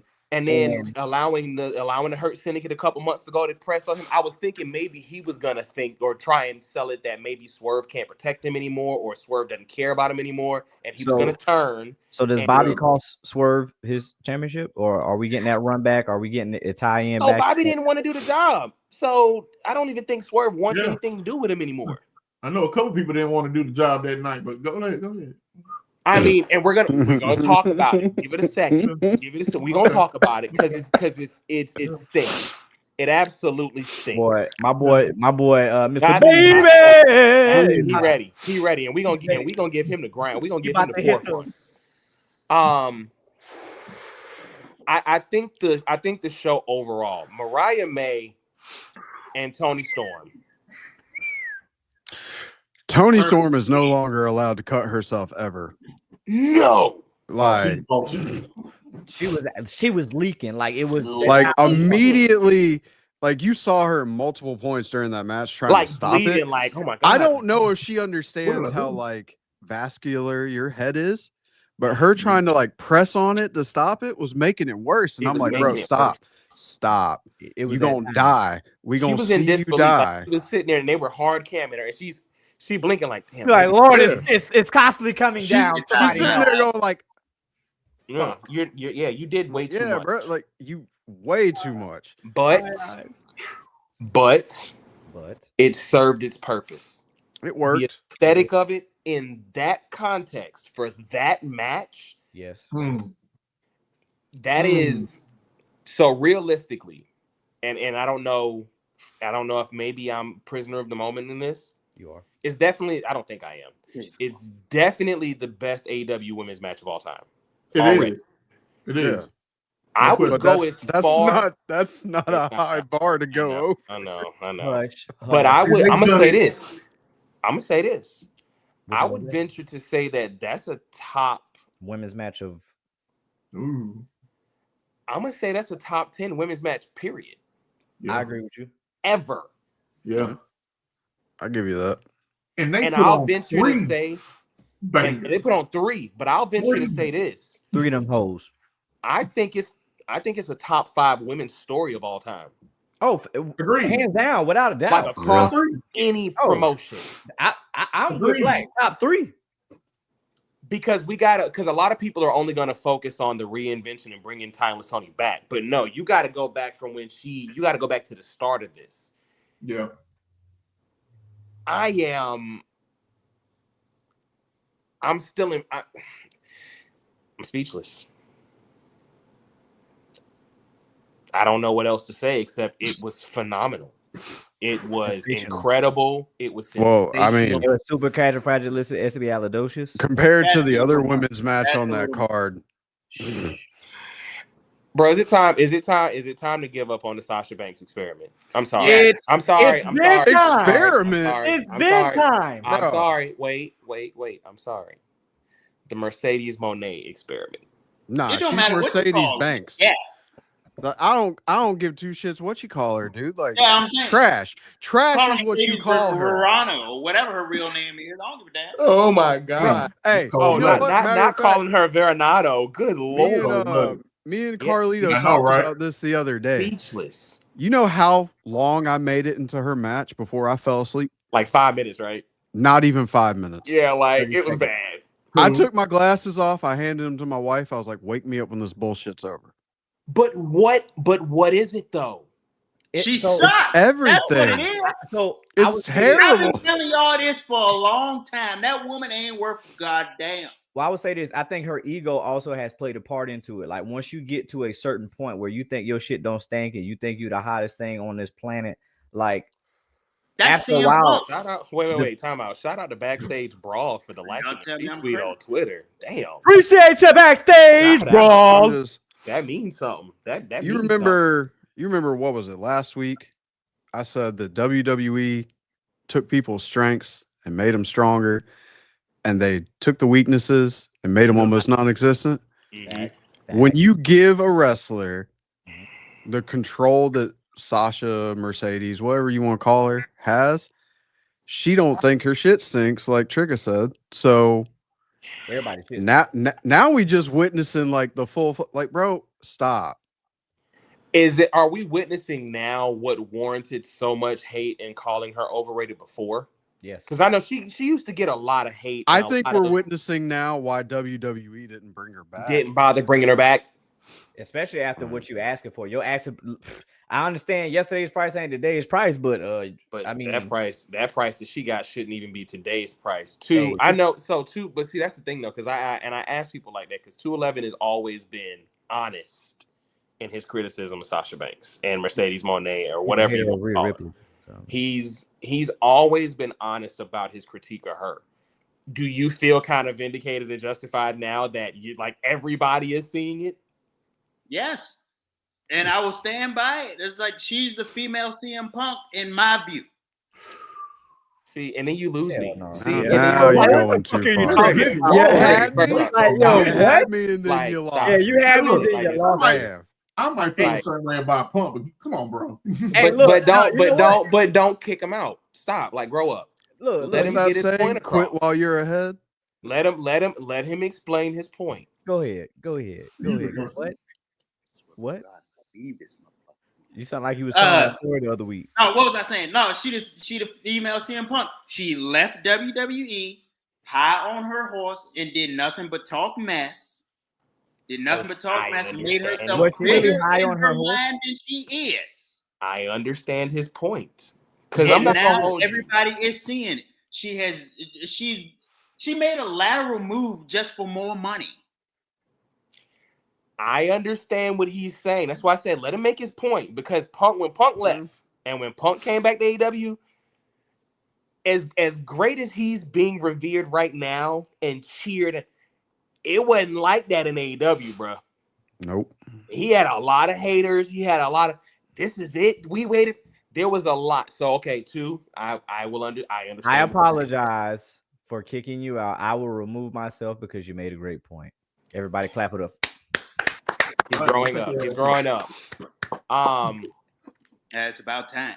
It's wild. I mean, no, and that's a fair point though, because like you said, when she left, I remember the amount of like just venom and vigor amongst the fandoms about people who were like, she left for a good reason and stayed away for a good reason. And a lot of people were like, well, it doesn't matter. Do your job. A lot of people now are seeing why WWE didn't even bother. They brought Naomi back.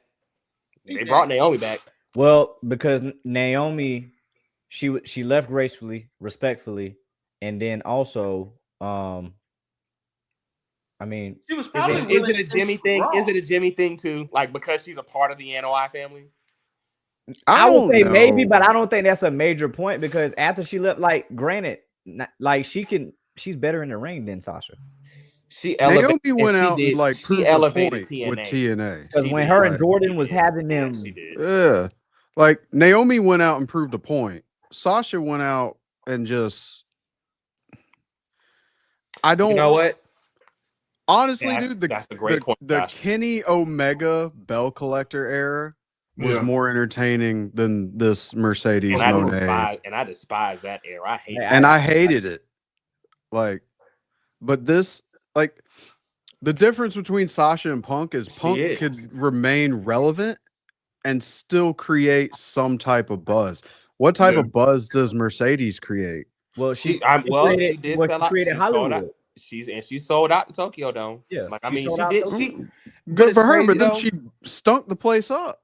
Yeah, but her name alone created an atmosphere where, dang, I really wanted to see her because again, she's no longer in WWE, and then now Mandalorian, she's in all this fashion stuff. She's on TV. She's making her saying relevant outside of wrestling.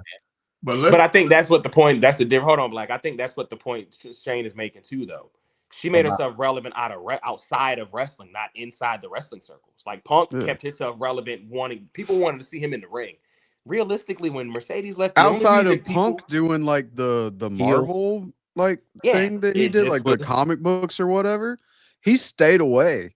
Yeah. So and he was relevant in wrestling still, but like with Sasha, the only reason people wanted to see where Mercedes ended up was just because she was gone from WWE. It wasn't I want to see her. It was what's she gonna do? True. All right, honestly, dude, I feel like Becky Lynch would garner more like where would she go than Sasha. Honestly, I don't even think that. It sucks. I'm gonna stick to what I said to Carlito the other day. I'm retracting any type of Becky hate being on the bottom of the list. Sasha is firmly on the bottom of my list across the board. Yeah. Hold on. Before we get to that point, me Black, personally, let Black go. Let Black run it. Let Black run it. No, I was going to say in regards to the Sasha situation, and you may have touched on it, Carlito, but let's not forget, motherfuckers was looking for her to come to the Rumble. Yeah. They were looking for her to come. Yeah, you know what I mean. So the excitement was there. But that just validates it's Sasha Banks that they're looking for, not Mercedes Moné. But are they one and the same? No. Sasha Banks was much more of a star than Mercedes Moné has been their entire time. So which is sad if you really think about it. Do you compare Mercedes and Jade on the same level at this point? No, I think if you put two of them in a room, Mercedes Jade, I think Jade is more recognizable, and I think that the aura and the mystique. Is it because of her build, or is it? I think it's the build, and you know what I mean. Like, because like that's the thing. Because like I remember we had in Blackout, you were there that day. We had the discussion at a PWX show in Charlotte a few years ago. the difference between fans recognizing Stone Cold Steve Austin in person and recognizing Hulk Hogan. What makes you recognizable? And the fact that Hogan is a bald 50-year-old man with a Fu Manchu, it just 70. yeah. Well, at the time he was damn, 70, 60. That's just there's something about the aura and the mystique and then the presence that makes you just a little more recognizable. Right. I think for Jade, people are gonna be interested in seeing Jade. Like they're gonna see her and be like, who is that? You know, you see Sasha. If you saw Sasha with no belts, you would think she was just a Twitter chick. Jade is what Sasha thinks that she is. Like Jade is Jade is like an attraction piece. An attraction piece. Well, Sasha was an attraction piece, but again, I think when she was in we're not gonna sit here and act like Sasha was not an attraction when she was with WWE because she was. She was. Okay. No. I just wanted to hear the answer to where, because how important is Sasha supposed to be when she got the second most important women's belt, and then 3 more belts from anywhere else? Good point. Because somebody was just as better as her, and that was so. Is she on the same playing field almost as an Athena, where it's like you got this belt, but you don't feel I wouldn't important? say that because ain't nobody see Athena on the back of a milk cart. Yeah, but at least Athena's got the main women's title. But that belt don't matter when it comes to AEW though. No, That's what I'm saying. She can't even get on AEW television. But who's the Ring of Honor world champion? Athena. No, men's. Oh, Jericho still. Jericho. Jericho on TV every other week. But that's the thing. The thing. What's relatable to fans are like people don't really know Athena unless they're hardcore fans. But you need somebody like that though, because that match with Willow Nightingale and Old Girl, that could be replaced by having Athena on there. What with that's Mercedes and Willow Nightingale? No. The match that just happened on Penelope on Dynamite. Yeah, Penelope Ford. Yeah. That match is being ripped to shreds. You could have had Athena in that spot. So you know what, too, bro? 211 on fire tonight, boy. I mean, realistically, the whole show's getting ripped. It is. So, no, you're right though. But who watches? Actually, nobody watches ROH because it's not on TV separately. It should have been. And AEW has done nothing to help Ring of Honor. It should have been Rampage. But Ring of Honor should have been Rampage. But you know what should have been on the whole time? What? It should have been a ticker, because make sure you like, follow, share, and subscribe to our Instagram, X, IGs, TikToks, Twitches, Threads, whatever social media platform you own. That was like one of those that like did not go over. Like it's appropriate because it's marketing and promotion, but that did not go over just now. Hey, I don't give a damn. It needed to be up there, damn it. Hey, y'all already know what to do. You could have just put it up there and then segued into it. Like what did Roman say? That was bad. Yeah, exactly. That no was pop. Bad television just now. Like you ready to go to bed or smooth off. Just no pop. All y'all kiss my ass. How about as that? Good as that interview was, and then we have a moment like that. Like, damn. Also, so this was worse than 211 telling his story. Oh, okay. It was the same level of cringe. Oh hell, fucking no! It was. That's what it was. How about that? Also, I gotta get the donkey of the day. I feel to be on the same level as me. Yeah. No, Trigger. No, Trigger. You do not get donkey of the day. You get. You got to do better.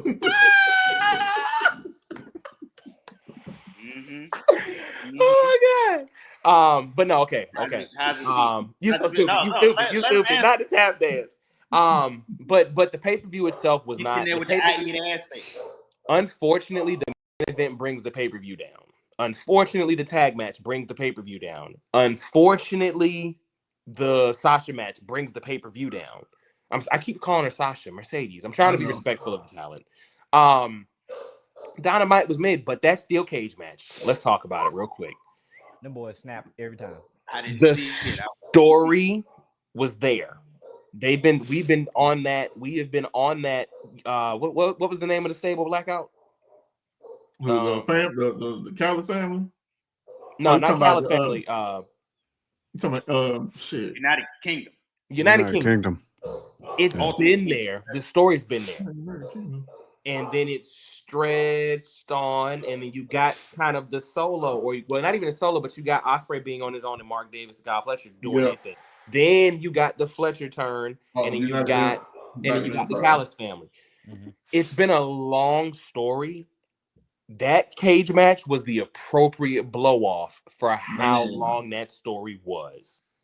Somebody get Kyle a raise in his contract. Absolutely. That man get paid. Absolutely. Yep.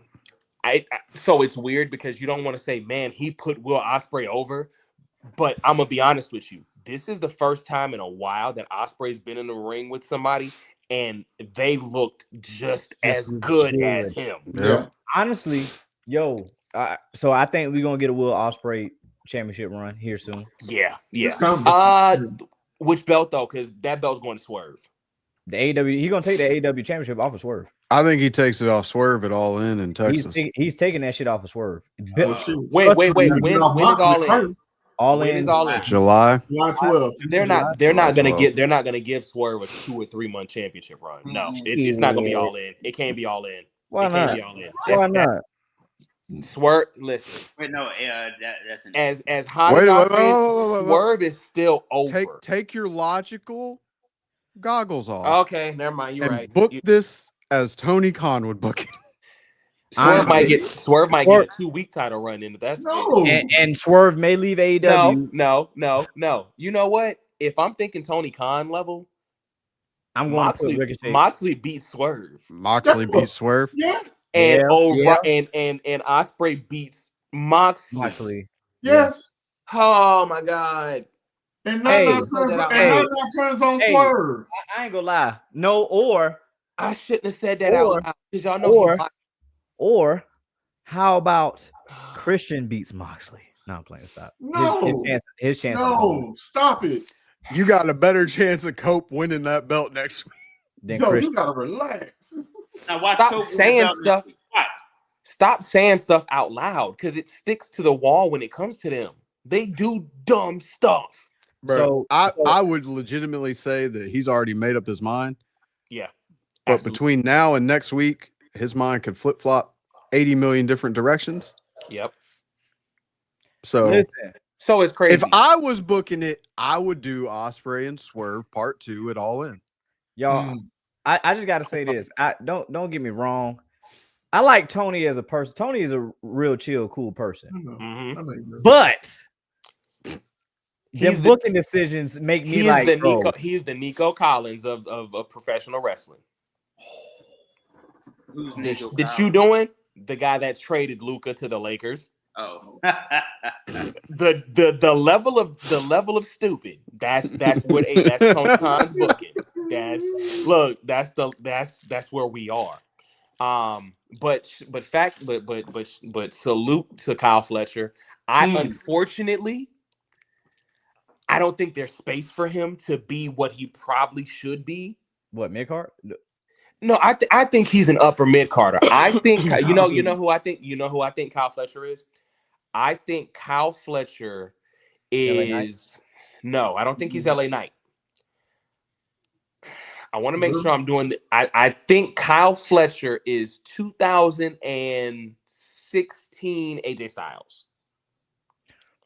Where when I say that because I mean it like this. When AJ won that world title, was AJ Styles the biggest star in the company? No. Most definitely. By a long shot. Nowhere near. I don't think AEW has enough room at the top for him to be one of those guys, though. Because they love Mox. Moxley is basically AEW Cena. They love Moxley. Yes. That's they'd have room if they stopped pushing. Well, they got MJF. Certain people. You got Moxley. You got MJF. You got Hangman. You got Paige. Swerve. You got Swerve. That's 4 right there. You got Ospreay. And you ready for it? You got Ospreay. You got Ospreay. You said what? Orange Cassidy. You got Orange Cassidy. You got Darby. Yep. And then waiting in the wings because let's be honest, I don't think he's signed. I don't think he's signed for no reason. You got Lashley. Bobby Lashley didn't sign for no reason. They gonna give him a push. And you got one more. She tag team champion. And you got one more coming. Who? Josh Alexander. You got Josh Alexander on the way. Honestly, I don't see. Josh Alexander's gonna get the same thing that Brian Cage got. He's gonna get that flash in the pan 2-month push. Yeah, and then that's gonna be. I really don't see Josh going anywhere near the main event. I would like to see him there. Well, I would say he would be participating in the main event, but will he win anything anytime soon? No, because the line is so damn long. Yeah, Jay White ain't won. The line for the main title is way too freaking long. Look, and Jay White ain't even won. Because wait, I got a question. I don't know the answer to this question legitimately. Who's the TNT champion? Daniel Garcia. Daniel Garcia. Daniel Garcia. Oh yeah, my guy, and that's my guy. Who was on the pre-show? I said that first before the two of them. I was right. You was. He was on the pre-show. That's my guy, and I don't even remember. So nobody cares about the TNT title, the Continental Championship, whatever. The International Championship is probably about to get merged, but even then, I don't think Kyle Fletcher is gonna get. And we didn't. Did anybody say Jay White? I said Wardlow. Yeah, I said Wardlow's still out. He's still hurt, so he's recovering from. Yeah, Wardlow had a knee surgery and then got in a car accident while he was recovering from the knee surgery. So there's no telling. He was backstage Sunday, but there's no telling what's going to happen for him. So you look at the line. The line is very long. Unfortunately, Kyle Fletcher, and you know what? I'm sorry. I'm actually gonna say this. Well, no, because AJ was still phenomenally gifted, and I was gonna say a Ziggler as well. He's like a Dolph Ziggler, great, phenomenal in the ring. The fans like him, but I just don't know if they're ever gonna give Kyle Fletcher the room to be that singles that he needs to be to get to the top. Which is why Ring of Honor should have been elevated the way it was supposed to have been. Yeah. Well, I would say, can we say? I mean, technically, he's going to probably follow the path like how Hangman did. Who? Follow the path? Yes. End up at the same destination? No. Hell, I can see him going back to Aussie Open. That was Aussie Open. That's what I meant earlier when I said. Unfortunately, that's like if we really look at the names we just listed. Damn. And that's not even including the fact that they got rid of Miro, Penta, and Ricky Starks. He's lucky they gone. Well, we forgot Ricochet's in line too. Ricochet's in line. Ricochet done leapfrogged Kyle Fletcher in terms of importance. He just had a qualifier match. This is sad. Cope. I mean, shout out to Kyle. Shout out to Kyle Fletcher for getting busted open the hard way. And shout out for Beyond the Bell podcast for even having an AEW conversation as in depth as we are right now, because it's been hard to do it, but we fit it and we making it work right now. The crazy thing is, man, like they put on these awesome pay-per-views. We do it, and then like they trick you. What's Pasu? What's that? Can't even spell, nut. Pasu. See what happens? What's Pasu? See what happens? Grow up. You ain't even been drinking. You ain't even been drinking. But no, seriously though, if we really think about it, if you genuinely stop and you look at it for a second, if they would have done what Punk wanted to do and made Collision a second show, they still need a brand split. They still need. He has too much talent. Too much. So when we were talking about this, I think we talked about this a few months ago. Like they need to split the title. I think when Punk left, we said, hey, to make this important, to make this more interesting, you guys need to split the titles between the shows, because obviously one show. And you could have made the International Championship Collision's world title. Yeah. Same way the Universal Championship. What you could have split it and made, because you still have too many belts. Like for you and for because wait, question. Who's the trios champs? Death Riders. You lying. Yeah. Yeah. Well, you now. Well, Josh, that's what it was supposed to be, but that's what it was supposed to be. It wasn't hitting on anything. So. They didn't give it enough time to. They really did. And I don't think that they didn't give it enough time to. They didn't give it enough time. They had the star. traction. They didn't have the stars because realistically, after the Elite left, whatever. That was it. But once he got control of it, the interest was there. The fact that you didn't put it on television, and you gobbled your own meat and made Rampage this thing that it really was never gonna be. That's another misstep. And which is why Chris is trying to make up for lost time now, but it's too late. Yeah, it's Chris Jericho. Like, it's not like AEW just starting over. Like, now you putting Chris as your world champion. No, it's completely different. It's over with. Like, you remember when they put it on Cesaro? Nobody cared. Useless. I hated that. Main event time, real quick, and then we gotta hop over to WWE and NXT. We gotta talk NXT before we get off. Woo! Jesus. Edge has only been beaten. That was loud. Edge has only been beaten 8 times since he's returned, and not one of them have been clean. Who? Every up Edge. I'm sorry. Cope. There we go. Just cope with it. I'm trying to, but I can't. Hey, there's no hope with Cope. There's no hope with Cope. Down with Cope. That's a shirt. We gotta. You know what? Down with the Copeness. That's gotta be somebody's shirt. Side note, man, do something with your damn hair. Dog, it had looked like a flat mullet, but it looked like you. No, he got the Mike Chioda mullet from '89. Bro, no, it looks like he stuck a freaking paper clip in an electrical socket before he went out to the ring. Well, I think also I just want to get on the fans too. Y'all started off good, and then y'all I forgot the words. I was like, forgot the words because they don't really know the words. That's why they don't really know them. Real bad. They don't really know the words. Remember when Stan used to do like that? He only knew like 2 words. On the day, every day,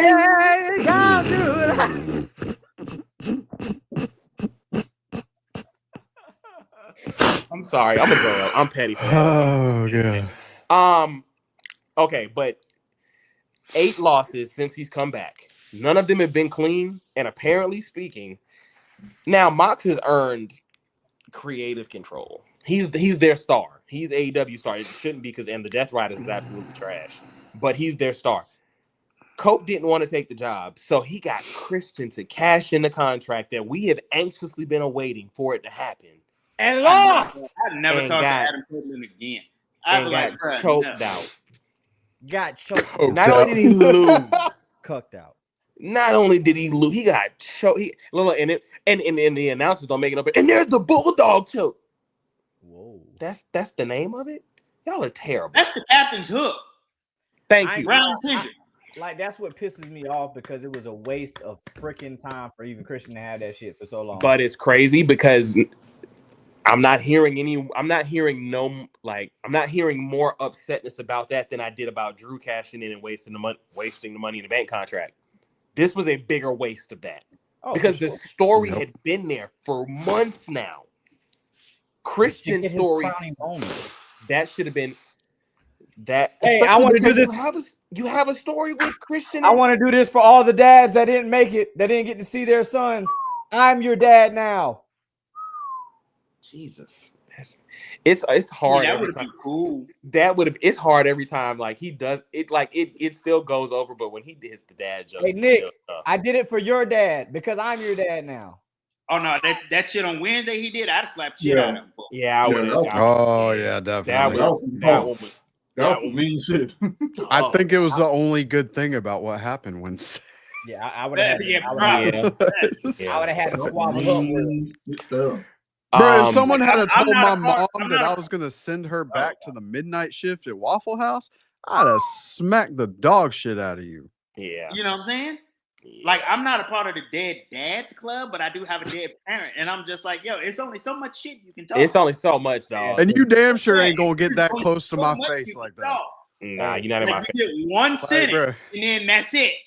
Well, I mean, if you get that close to my face and your nose is bending in, I gotta hit you. Bro. We fight. Yeah, we fighting. Like, we fighting. Honestly, I don't think I would be affected. My dad's still getting milk, so I mean, that's your dad. I mean, that was aggressive. My biological father's a crackhead, so I think he's in jail right now. So I'm saying it's like, imagine like my mom passed away. So if if some woman is talking to me about my mom in front of my dad, one of us is hitting her. Damn. Yeah. I'm not gonna lie. I'm going to be the one hitting. I'm stealing off on your ass. Steal. That's See, what I'm saying. as One a of plug us for the is steal. gonna hit you. How many steals? Or my sister gonna come out of somewhere. The Come out si- the back. Like, who was you talking to? Like how after Will that Smith cage, after that cage match, after that women's match, that's how you end the show. Terrible. See? That is literally that may be singing and flower bringing. I'm trying to tell you. That may be the worst. Okay, we get it. That may be the worst main event following a good show that I think I've ever seen. Like, my man was still going. Like, we get it, bro. I was hot for a second. I gotta say another damn thing. Like, Another thing. but wait, there's more. Okay, But we wait, got it, bro. there's more. Look, listen, I was about to wrap it up, B. I was gonna do it, but I'm glad I didn't because I was right there. Like, my finger was over the button, but I was like, but to finish a pay-per-view of that caliber, especially because technically Revolution is like one of their big fours, right? Yeah. They have Now at this point. Yeah, Now All In, double All Out, nothing. Double or Nothing, and Revolution. I think that's their big four. Or we could say Forbidden Door or Dynasty or whatever. I mean, boy, because it's a joint show, I don't like to count it as an AEW branded thing. Like, it's you know what I mean? That's like, like with Worlds Collide. That was a big NXT thing, but that was NXT UK. Yeah. But it's just ridiculous that it's almost like it was a precursor to how bad Wednesday was gonna be, because that's how you ended the show. It was. Like, they was like, we gave y'all all this, but this is what we gonna give y'all Wednesday. Yeah. The Swerve Stomp was cool. Black Panther. That was a way to send the fans home happy. But I mean, then again, I don't care about Swerve anyway. So I know you don't. Yeah, he's gonna have a NAACP press conference at the end. Oh my God, the first 2 black wrestlers are faced for who's gonna bitch. Shut up. Like, man, no bitch, man. Come on, bro. Which one of y'all keep doing that doggone laugh? Shane, dumbass. All right, but enough Look, about they about, ended the enough. promo package with that stupid ass laugh. They did. It kills every time. Look, Listen, and that's why, if y'all don't know, if y'all are new to the show, that's why, because he's fake. I'm sorry, we don't do fake blackness around here. I'm mixed. But Raw, And we gonna touch on Raw, but pause. Whoa. No, but y'all think I'm tripping. Y'all been saying questionable shit all night. Yeah, hey, take a little breather. Because y'all been said about 5 things. Yeah. I don't know if y'all caught, but me and Black all like Black said. I caught the last one. I've caught the questionable stuff, but that one wasn't even questionable. That one was that was loud. That was a straight up attack. We're gonna speak about shot WWE. fired. We're gonna speak about WWE on Netflix Monday night. But as a whole, y'all know what we're gonna get to. There's one major part that happened, but the Cody promo. You want some? Come get some. That's the only thing I took away from it. I love that line though. If y'all are gonna sell us the Cena heel turn, that's it. That's how you do it. Bring it. And the fact that now, to be fair, he did call him Cena a goddamn sucks. moron. He did. Watch the GDs. I'm gonna tell your wife. We don't see those. I don't say those. You didn't say that to Chioda. I mean, what was I gonna say to the GOAT? Tell him watch him got this CD.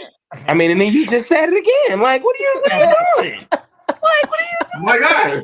You earned that one. Oh, You earned that one. Trigger, that one. Yeah, I'm not mad at that one. You just said this 2 seconds ago. We just said not to say it. Oh, I'm gonna say it while I'm saying. I'm gonna say it again. I had to stand 10 toes. That's all. That's all it was. Okay. Do you have 10 toes? 10 toes. Yes, I did. Do you have? You did? You did? I love.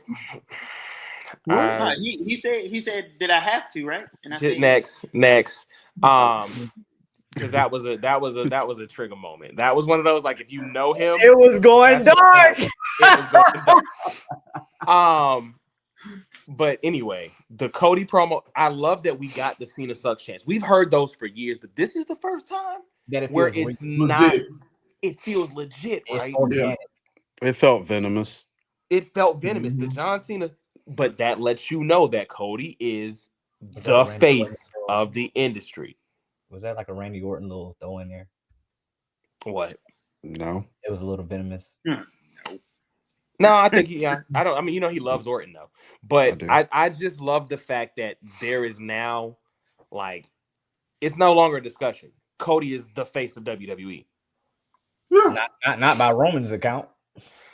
Look at here, dog. Hold on. It was the main event, so we'll save it for Oh, last. now.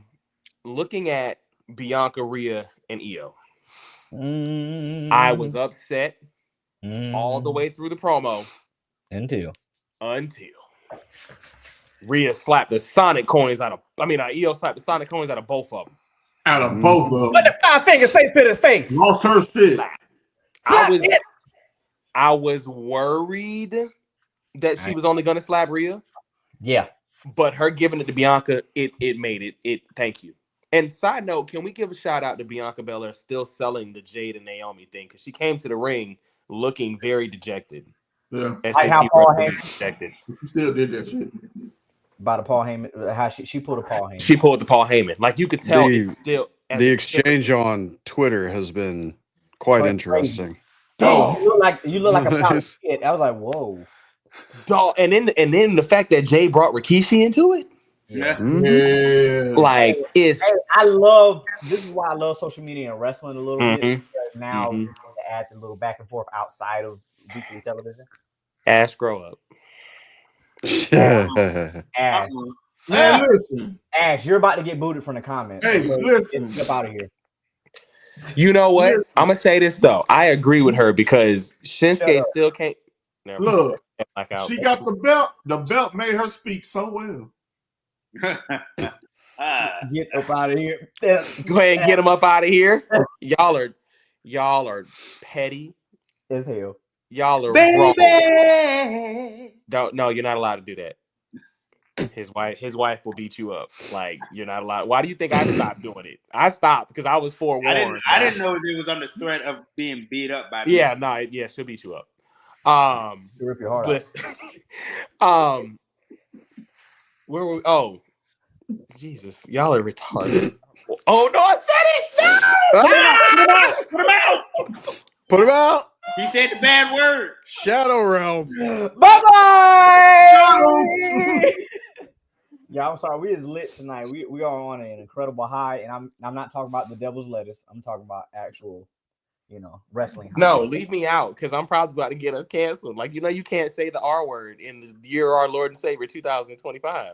What R word? No, I'm not saying it again. You all know. No. Look, exactly. Look, I felt like Will Ferrell and Step Brothers when they were about to go to see them. Hey, you don't say that. That's exactly how I felt as soon as I said it. Hey, the hard R. Look, the other hard R. Not the Hulk Hogan hard R. It was the AJ Styles hard R. Oh, shout out to so Trigger. You know what I'm so upset about? They have removed any semblance and reference. D was looking for this video hard. R. They took it down. Y'all stupid tonight. There is no trace of AJ Styles saying the N-word at all online. Wow. Like you can't. It's even been deleted from the Reddit threads. Like that's how deep I went. And Reddit is where everything's at. That is a dangerous place. That worse than Twitter. It is bad. But I was worried that she was gonna end up the Miz of the feud. I was very worried that they were gonna make Rhea and Bianca Cena and Rock. And they didn't. And she now looks like, okay, I want both of y'all. Like, what's up? So we're possibly getting 2 triple threats at WrestleMania. Yeah. I don't mind it. I don't mind 2 triple threats. Have them on different nights though. Yeah. So again, I like I told Mike, or like how we explained it, I think the women's match should probably be the opener. If it's not, if they're not going to main event, which I don't think they're going to main event. I mean, I don't think this happens every year. A storyline always overrides the women's matches for some reason. But it'll be good for them because it'll end up like Charlotte and Rhea, where it'll probably end up being the match of the night. Yeah. Mm-hmm. So I'm fine with that because you know, as much as regardless, and let's because we talked on it earlier, but let's say it again. It don't matter what the main event of night one is. When is the main event? Last night two. Night two. Like, yeah, you may have main evented the first half of a pay-per-view, but it's still the same pay-per-view. Did somebody just pour a soda? Did you piss in a cup or are you pouring soda? Yeah. Soda. Damn, the mic picked that up? Yeah. I mean, I heard at the camera like I heard all of the fizz. Like, bro, this is a good ass mic then. It is. Ugly sorry, ass I'll mute it. I definitely think that do we have I'm asking because I want to ask the question, but do they have enough time to make the story mean as much if they're gonna have Jay and Gunther main? Like, can they make this triple threat mean more than any other program? Because that's what Triple H claims is. It's about the most important story. Well, do they have enough time? How many days until Mania? What, 40 something? 37? Okay. Yeah, 30, I think 30 something days are enough, but you can't just do it on televised TV. That gives you what, 4 weeks? You got a month. You got a month. Yeah. But you can't do it just on televised TV. You need to be doing it over social media, kind of like how Naomi and Jade are doing. Yeah. That match better happen at Mania. It's gonna happen. Like, if y'all can give us Finn, if y'all can give us Damian and Drew, which nobody cares about. Well, they need more women's matches. They need more women's matches. Absolutely. Yes. No, you know what, Weaver? Yep, absolutely. It definitely. Yeah. At this point, I kind of almost forgot that Tiffy and Charlotte is even a match. Yeah. No, that's because the last time you saw Charlotte, she came out there like Crash Bandicoot. She looks like Carmella's mom. I watched that SmackDown. That is ageism, Shane. Stop it. That's not ageism. It's plastic surgeryism. Exactly. Plasticism. Bad. But it's bad. Plasticism. Plasticism. Rhinoplasty. That's what that was. But then you gotta look at it like this. Ain't nobody tell that woman to come out there dressed in orange and brown. That's why Andrade left. Oh, whoa. Oh, whoa. Yeah. Get him out of there, Coach. Blackout Jones, go ahead and say what you was about to say, bro. Go ahead and get him out of there, Coach. I ain't hear what he said, thank God. The thing about Charlotte and Tiffy is you being overpowered with Jade and Naomi on the same show. On the same show. And then Bianca crossing over with her situation with them on top of fighting for the belt at WrestleMania. Yeah. So that shit ain't even important no more. No. It just got overshadowed by two different matches. And it's unfortunate because this is a time where Tiffy probably should be being but she's just there. She's the Kyle Fletcher right now. There's not enough room for you here. Honestly, I wouldn't say Kyle Fletcher. I'll say Wheeler Yuta. Nah, she's not Wheeler. Nobody's Wheeler. Don't do it like that. Nobody's Wheeler. You probably testing the waters. You know Wheeler Yuta is Ivy Nile. Wheeler what? Damn. Wheeler Yuta's a champion though. And Ivy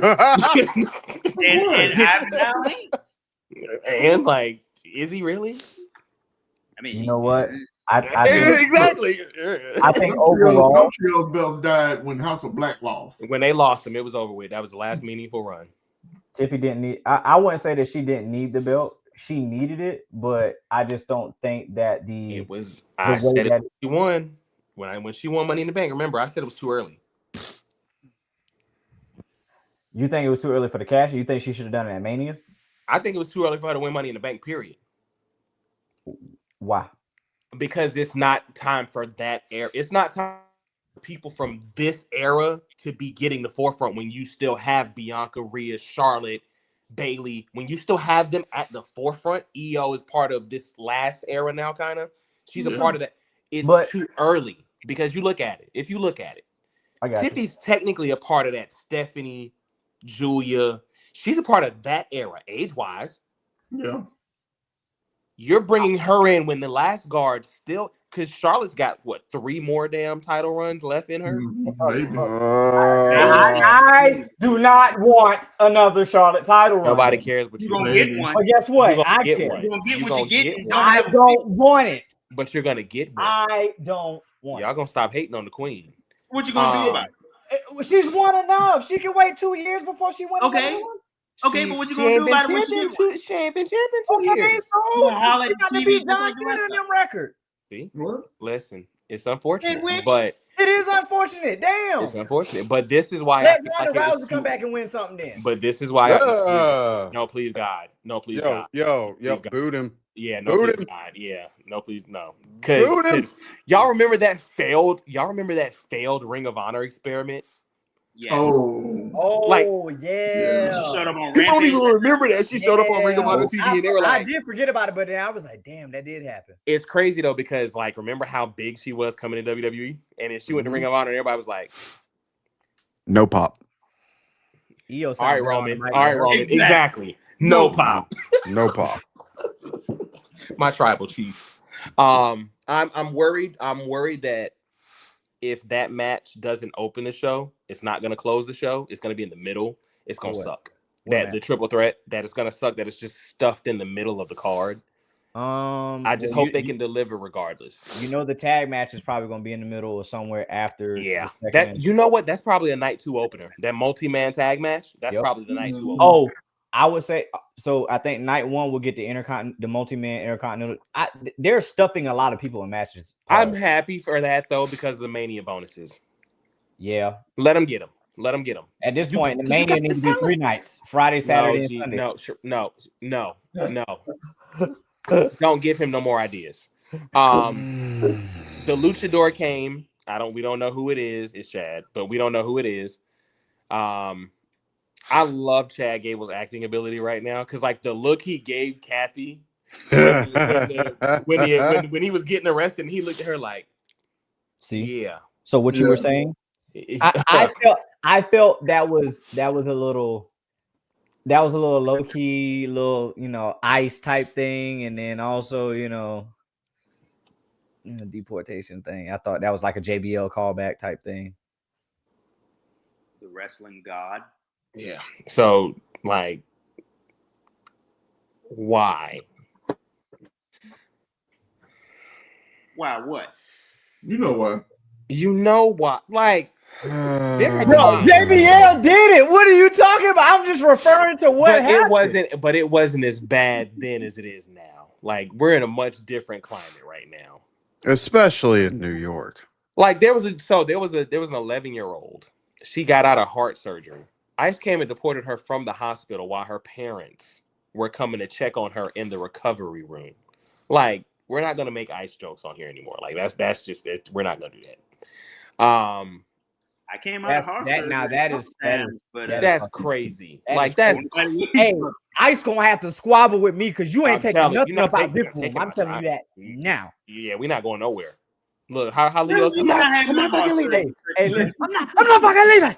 Like, and look, I'm gonna hit that Denzel. Get your fucking hands you can get off your me. hands off me. Yeah, no.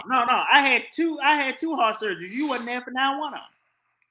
You're an American citizen. What does that have to do with anything? You don't know that. You don't know that. I mean, he did get punked out for his Timbs. By somebody who might not be a citizen.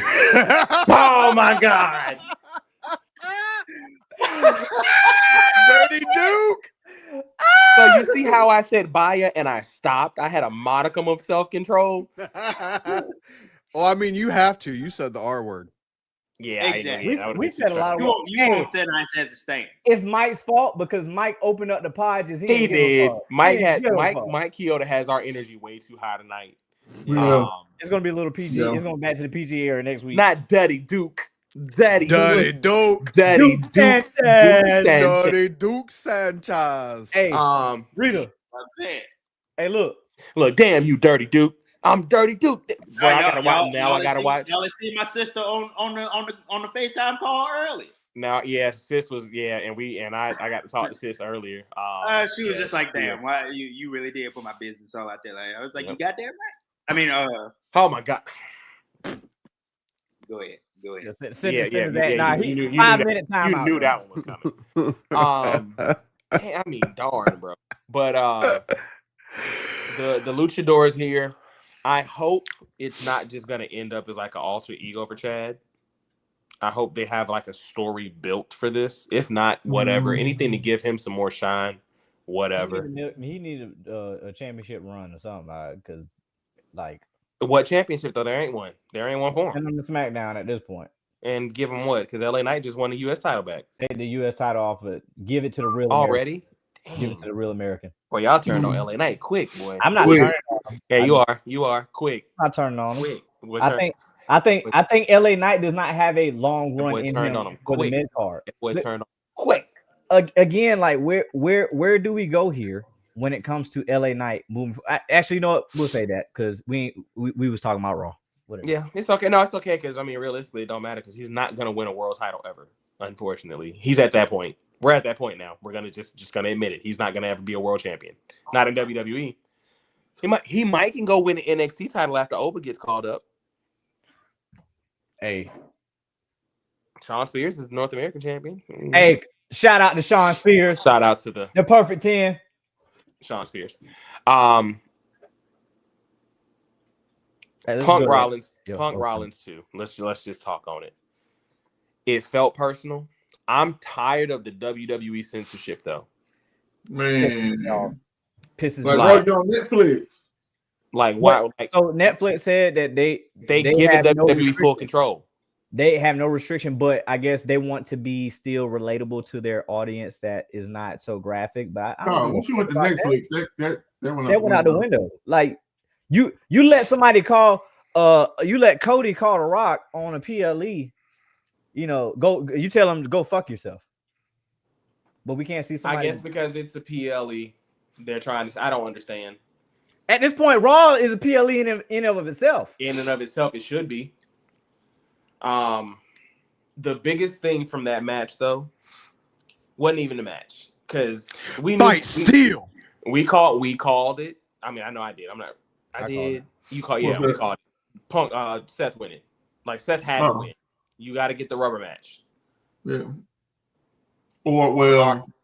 Oh, I'm sorry, Mr. 211 still in purgatory. Y'all was just gonna leave me out like that? He was. Yeah, because our tribal. Dude, you said the R word. This one can't. I ain't. Shut your mouth and know your role. No. How about that? Our tribal chief, as I was saying before you were so rudely interrupted me, you come back in silence when we're talking about our tribal chief. Bite steel. Okay, I'll say this. Pulling Seth out of the cage was crazy work. That was diabolical. Like it was that baby boy. Mama. Yep. The way he pulled him out. For your mama. Call for your mama. Yeah. That sounded very slow. Jesus Christ. Whoa.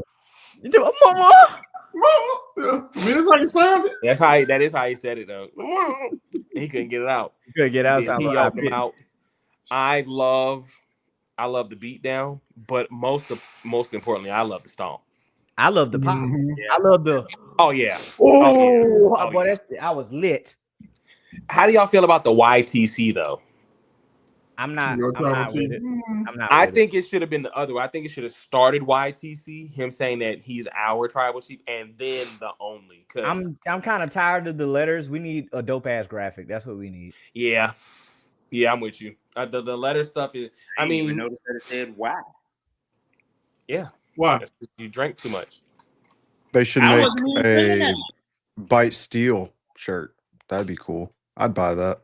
What you saying? Bite Steel. Yeah. I'd buy that. That'd probably be the only Roman shirt I'd ever buy. Seriously though. The camera work was phenomenal. Kevin Dunn would have had that in like 9 different camera cuts.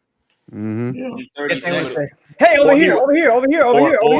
Or he would have been in the crowd. He'd have been showing the crowd while Roman was doing it. Like, y'all, I bet you did, sis. I bet you did like how he yoked another grown man out of. But I'll say this: no matter how much he beat up Seth, it don't matter. When he saw Punk getting checked on by Heyman, hey, he was like, you know, that crazy. I didn't even know who that was at first.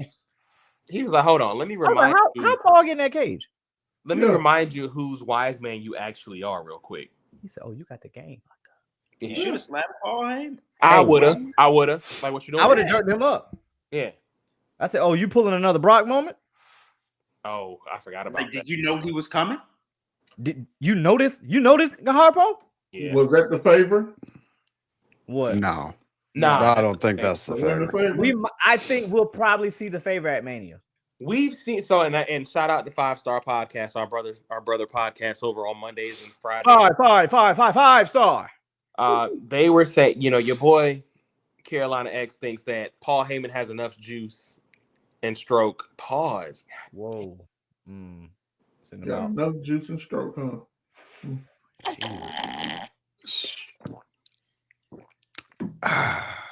Hey, you're swallowing way too You hard. were swallowing way too hard just now, bro.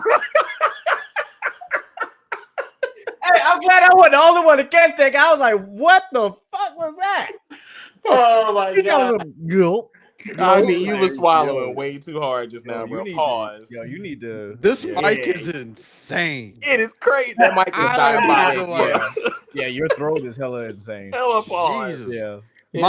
Your throat is insane, bro. Pause. Is it both of you pause? Jesus. Wide ass. Whoa. I bet you could suck a golf ball through a garden hose, huh?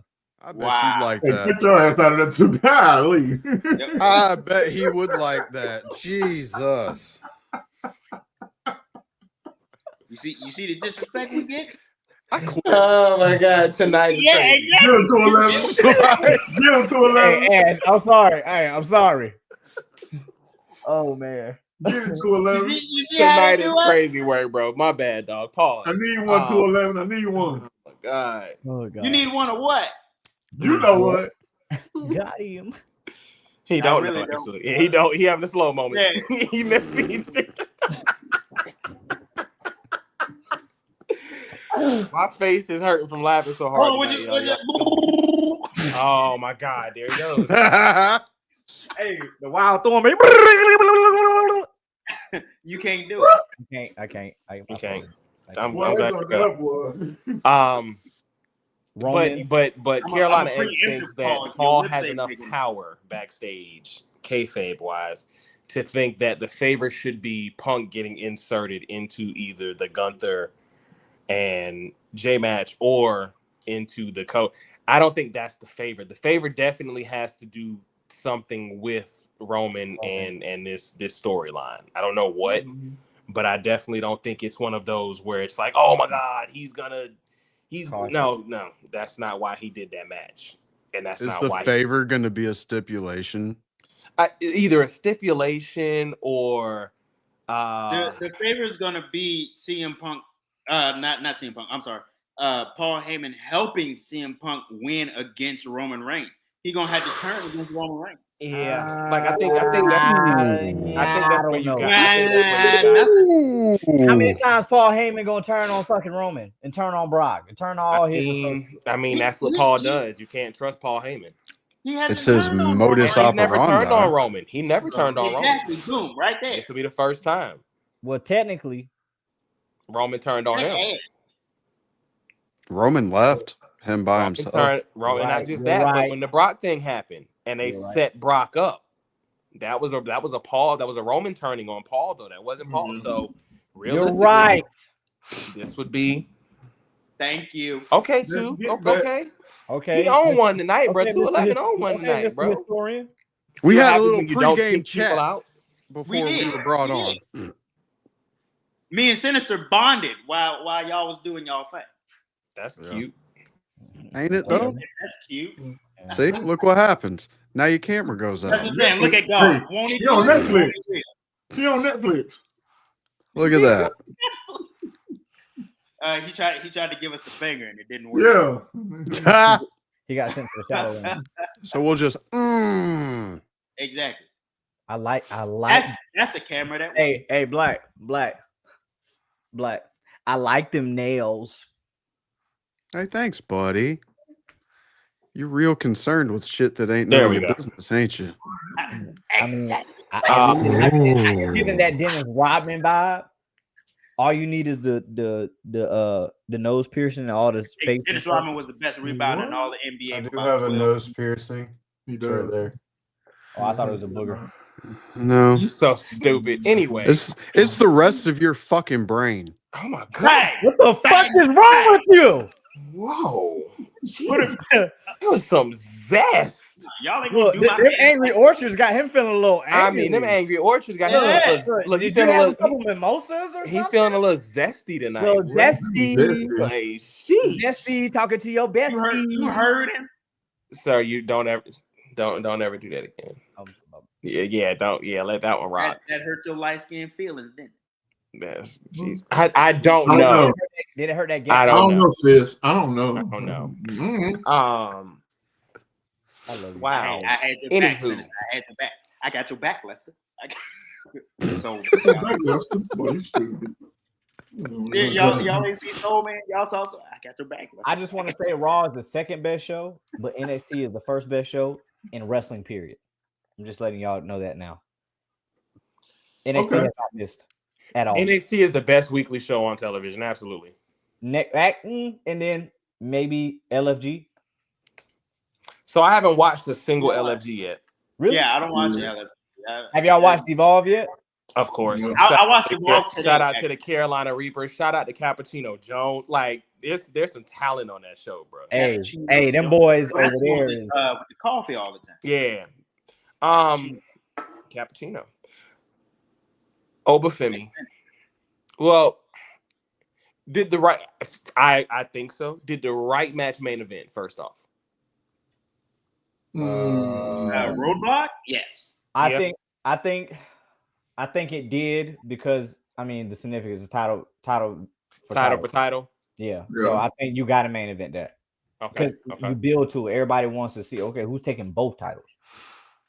So yeah, I like that. I just because I mean I know a lot of people were saying that Oba being basically the king of NXT probably should have gone on last, but that match kind of transcended, an individual. That match was you have two of your future women's Hall of Famers, arguably. Oh yeah.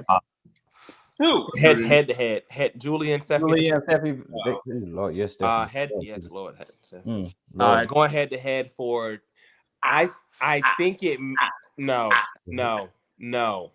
I despise every time he does it. I love it. I don't know if it was time for the NXT Women's North American Championship to be, because I mean they're not merging the belts, but it's just because that belt's so new. Yeah. Well, I think Jada should have got it wrong. She's the fourth. One of them hurt ain't. She's the third champion. Third champion, because it was Kaylani Jordan, then it was Fallon, and then it was Stephanie. I think she So drops it to Jada. I don't know if she. So it's weird. Has Stephanie been pinned yet? Yeah, no. Yeah. I think so. I can't see her getting. It's been dirty finishes. Yeah, I can't see her getting pinned for. It's gonna be a roll up. It's gonna be the infamous roll up. There's got to be something quick and something like a cheap move or something like especially if it's gonna be for the secondary. I mean, y'all be coming through here with dirt sheet news like people don't know already. Like we all know she's out for injury. Congratulations, we know that. She didn't look right in that match. She didn't look right, and that match was way too short. Yeah. I think she did the best she could with whatever injury she's got. Are y'all serious? Do we know what injury she got? Oh no, gosh. It's just being reported that she's going to be out for some time. Y'all, say what it is. They put Tessa and Cora Jade together in a tag match. Yeah. Well, apparently, and this is apparently, TNA is going completely against any, like, they've made it aware to the booking as well as to any other media, period. Do not mention the racism allegations. Don't give any attention to the heat from the chants, nothing. So Well, Sean Ross didn't get that memo, did he? He sure did not. I mean, but Sean's a wild boy. He's depressed, man. Leave him alone. He got something going on. Yeah. He's a sad, sad boy. Oh, You and this boy were 14. I look at it like this though. Y'all know me. I love Zarya. She's still my. But you know, when we asked the question, who's going to be bigger, I said Stephanie. It's like I think Julia's gonna be there, but it's just something about Stephanie that just God darn. Yeah, struggled on that one. It's something about, like, I know they say aura, and I know they say Julia has aura. She does. But when you see Stephanie, she looks like I'm just dripping. Like she looks like Ooh. She's the part. She's the part. Yeah, she's all of that and then some in a bag of chips. I agree, and I also think Josh. I agree, but I also think they're gonna wait until one of them leaves are gone too. Like they're not gonna push Zarya while Julia and Stephanie are there. They're not going to push her in the main. She'll be NXT North America. So what they're gonna do is they're gonna do Julia and Stephanie. Then they'll get rid of them. And then it'll be Jordan and Zarya. You think they're gonna get rid of them that quickly? I'm gonna be honest. I don't see them there past SummerSlam. Really? I think Stephanie obviously goes first. So this is my question. So Zelina and them are getting future endeavor. I was gonna say this. I feel why you're saying what you're saying, Sinister, but I think with the way Trips feels about those talent, how he did Asuka, how he did Io, I think Julia goes first. Just I could see that if Julia connects with the crowd more, because Asuka and Io connected like that. And I think Trips wants Julia to do that because Stephanie already has it. Yeah, she walked in with it. That's crazy. She walked in with it, but then that Rumble, like her pop at the Rumble was one of the biggest pops in the Rumble, male or female. Yep. So she already has it. So I think Julia leaves NXT first, and to try to get her over on the main roster, because whenever Steph comes up, and you can actually run it real, like, because they're still touring. They'll go to Mexico. They'll do some stuff. They don't go overseas as much with NXT. So you draw in and have Steph be your face until she passes the torch. Yeah. The Hardys and Fraxium. Good match. That was probably the best Hardys match I've seen in about the last 2 years. Yes, they looked at home. They did. And Jeff didn't look out of sorts, because Jeff has a habit of, like, today's Jeff looks like he just be trying to get through the match, and Matt just looked like he waiting on that Metamucil. Wait, who was you talking about? Matt and Jeff against who? Fraxium. Oh my! You such a hater, boy. I can't stand how much. Like, no, bring him back. Jesus. Why do you hate on Fraxium so much? You hate on Rhea. You hate on Fraxium. Like, my man got the blanket. Good, bro. That blanket is so racist. Golly, that blanket is so racist. So is that blanket. So is this hoodie. In today's climate, y'all are just a W now. Y'all not even 211. Black Guy said, "Let him see the blanket." Oh, wait, no, I don't trust y'all. No, let me see it. Black Guy want to see it. You just want to see it, bro. Damn. Calm down, everybody. I got the whole red. Man, show the whole damn blanket. God, dog. What you want me to do? Stand up? Something? I mean, go behind the couch and stand up. I was about to use the R word again. Like, damn. Open the damn blanket. There you go. He wanted. Man, guess what? I think Lita got that same blanket. Listen here. Once again, the Richmond public school system shines through. Like, oh no, struggling just now. He's like, Wait, do you have any commanders merch? Yes. Okay, I was about to say because you got on the hoodie and the blanket. I'm like, wait, do you have any? That was 2006. The tag match was good. I think the right team won. First off, yes. Of course, because Oba was gonna go over the X Division champion, but I think it starts to set up finally what TJ has been asking for. You're about to start to set up the turn because that miscommunication is what led to the end of the match. Damn bully, bro. That kick. Wait, time out. I thought my man was gonna come out with a hat or something. My man got the keychain. I think a little rusty. No, that's the only thing I got. I ain't got no money to keep buying stuff all the time. He's honest. Listen, folks. We are honest. That was a birthday gift or a Christmas gift or something. Damn, you didn't even buy the keychain. Yeah, you didn't buy the keychain. No, I didn't. I didn't buy this. Shout out to my ex-girlfriend. You don't do that. Hey, she bought it. You know what I'm saying? I don't know what to do. Don't leave me in here. Well, it's just me all alone. Yeah, she bought this shit for me from a.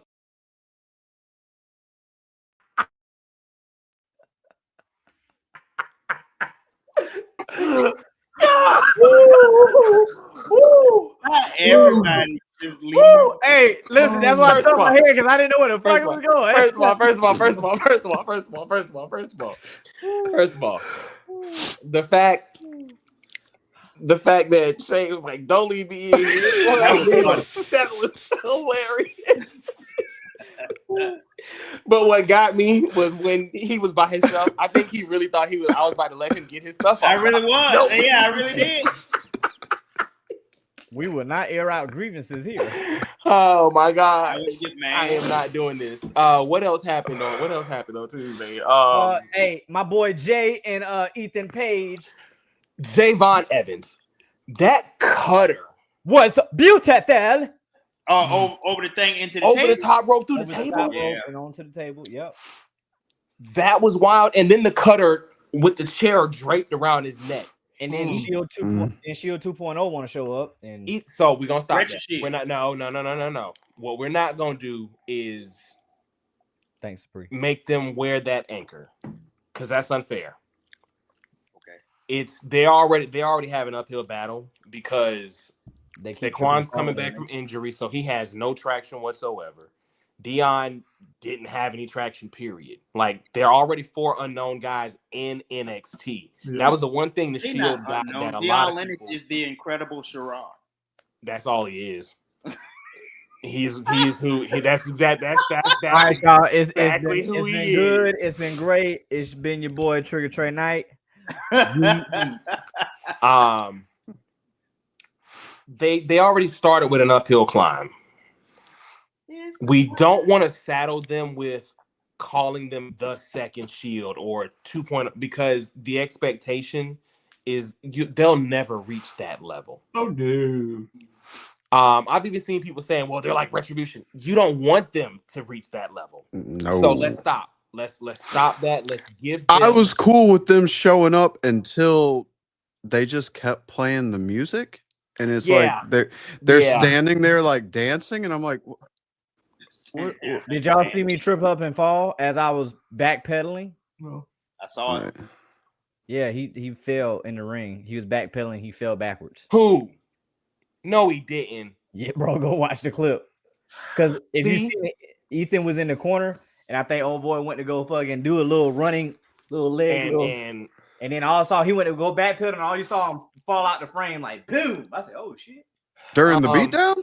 Yes. Yeah, I missed that. Now I'm going to watch it like immediately. Ethan Page. When I say this, I don't mean this as a slight, but Ethan Page is the perfect person to take over for Miz. Yes. Like if Miz is starting to turn it down and let him be his mentor. Let Miz mentor him and show him just to get him ready for that. Because I think he's ready for the main roster now, but he fits so well in NXT. Let Miz finish that off because realistically, Ooh, Ethan Page is more Miz than LA Knight is. Could Ethan Page for the Marine 7? Could Ethan Page be what Vince wanted Austin Theory to be? Yes, absolutely, absolutely. He's gifted in the ring. He can talk. He's a great storyteller in the ring. That's the thing about Page that I think goes undervalued, especially during his AEW run. Mm-hmm. He's like what they call Sean Spears. He's a good hand. But on top of that, he's a phenomenal mic worker. Ethan Page has that character you like. I appreciate how good of a heel you are, and I know I'm not supposed to like you. Oh, yeah, absolutely. Bong. Yep. Yeah. Yeah. I was definitely with Bobby Roode being the next Miz, but Ethan Page is a little younger. No. So, really? You don't think so? Because y'all know I'm a Miz guy. I like the Miz for some reason. Like Bobby Roode was not finna take over for the Miz. I see Ethan Page much more than Bobby Roode. So wait, you just weren't feeling Bobby Roode? I've never heard you say this before. No, I like Bobby Roode for what he was doing, the whole glorious and all, Okay, so you didn't want to make him that guy. You just wanted to make him I didn't see him as the Miz type. You know what I'm saying? Like he could talk his mess, but he wasn't talking mess as good as the Miz was. So if anybody was gonna take over for the Miz or have the Miz, I thought that was me that got kicked out. Look at he said, oh. Yeah, you caught behind the scenes right there. Yeah. But if anybody was going to take over for the Miz or have the Miz be their mentor, I'm with Ethan Page. Just like I said, Ethan Page for Marine 7. You stupid. I'll be a Marine 7 because I'm an actual Marine. I see what you're talking about, Deion Lennox for the Marine 7. Yep. I see what Sharon's talking about. He didn't like fall. He went to go hit Ethan with like a drop kick, like a 2-foot drop kick, and Ethan moved. No, I'm not talking about that. No, I'm not talking about that part. That was fucked up too. But I'm talking about when you keep looking and you see me fall backwards. It's the me fall backwards. You embrace the Deion Lennox. The you fall backwards? Yeah, look at it. You'll see it. Javon is I like him for North American champ. Oh, I don't think they're gonna give it to him. I think it's gonna end up being Ricky take it off of Sean Spears. But because it's kind of hard at this point. He probably seen whatever. He was laughing like super loud. It's kind of hard at this point. I thought he was laughing from the gulag. I was like, "What?" Oh, I know, right? It's hard to envision Javon getting a push somewhere because of where everything is established. I think he could take it off of Sean Spears, but also he can what he can do is that he wins it, and I mean him and Ricky have a good match. You got to turn one of them heel. That's not a good face versus face program because Ricky talking junk against Javon is not going to go over him as a face. The fans aren't going to get behind that. Is Javon going to be a good heel, though? No. He's so likable. Yeah, he's very likable. He's so likable. He's like how the 1-2. Yeah, he was a heel in DPW for a little bit. You said what? Like how the 1-2-3 kid came in. So it's weird because I don't want to saddle him with anything previous. Well, I don't know what, but I'm like how people like gravitated towards him, and he was just likable. He's just a baby face. He literally baby face, but he's a baby face persona. Yeah. And then of course his moveset. That's like with Ricochet. You have to completely change and tone down all of the moveset once he does go that route. I just don't think it'll be good for him. That's why I'm thinking I don't know where he fits. Hopefully he's going to have a long and illustrious career though. Trigger. Holla at you later. Be good. It's unfortunate just because NXT is back to that point to where they just have an abundance of superstar talent now. Yeah. Mm-hmm. And the main roster is so flooded. with superstar talent, you can't have the bleed over where, oh, well, just call them up and figure out what you can't do that now. Mhm. So we'll see. Oba and Muth. Man, let me just. Go ahead. You can start it off, my brother. Go ahead. I hate WWE for making me interested in the Moose match twice in my Factuals. life. Like, Factuals. God, I wanted to hate it. Gotcha. I wanted to hate that match, but man, that was a good match. Yep. That was big meaty men slapping meat. Well, he caught him with that. What? Mm-hmm. Yeah. When he hit him with that European uppercut, when Moose when he tried to do the, Woo. I am. So okay, well, before we talk about the match, and then we'll go into Dynamite, then we'll head out. We ain't going in Dynamite. Okay, Yeah. we're going to Dynamite. Well, never mind. No. Then. We already talked about it. We had a good big AEW segment, so we're good. Yeah. The Undertaker rub. I like that. I love that, but Mm-hmm. let's delve a little deeper into the rub. Roman Reigns, John Cena. Mm. On the flip side, though, and now to be fair, one of these is still to be seen, but Carmelo Hayes, Orlando Jordan. Oh. What do you think about no Orlando Jordan? I'm just saying that he's given the rub before and it not worked. Yeah. Yeah. But with Oba was already gonna be a superstar before the rub. Yeah. Oba was, like I said, in the next 3 to 5 years, Oba Femi and Braun Breaker are WrestleMania main eventers. Easily. But with Oba has the chance to overtake Braun. I was wondering who would be the one to Really? kind of set themselves apart. I think Oba has. I'm just hitching my cart to the horse. I think Oba has the chance because I look at it like this: whose promo would you rather listen to? Oh. There it goes. Yeah. If we go match for match, they're two different types. You know, Braun is Goldberg, Brock Lesnar-esque. Yeah. Oba is, I can't think of anybody that I've seen that he wrestles like. I can't think because I'm looking. What do you got to? Because in my head I was gonna say I was gonna PG without the like aerials. Booker T with Stevie Ray's size. Yeah, but we never saw that. Right. He's a much better Ahmed Johnson. I was thinking Ahmed Johnson. But he's like a more Rock's charisma. He's a more powerful Ron Simmons because he's just as explosive as Ron was. Ron was faster, but Oba's explosive, but he's more powerful. Monty Brown. Oh,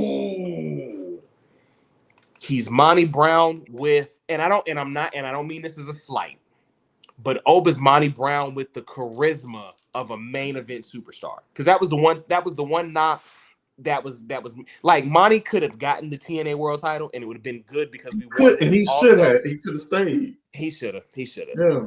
But he didn't have the level of charisma and, like the kids say, aura that Oba has. Oba Femi, I'm gonna be honest with you. D'Angelo De Niro.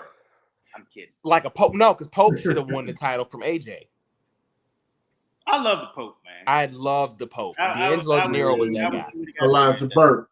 Elijah Burke. Wow. I feel old. I do too.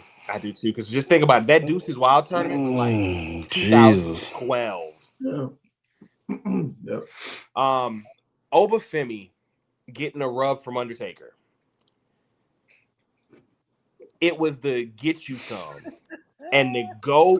But the line for me that did it was the one thing that he's never told anybody else: go protect your yard. Mm-hmm. That right there. Oh, that's solidified.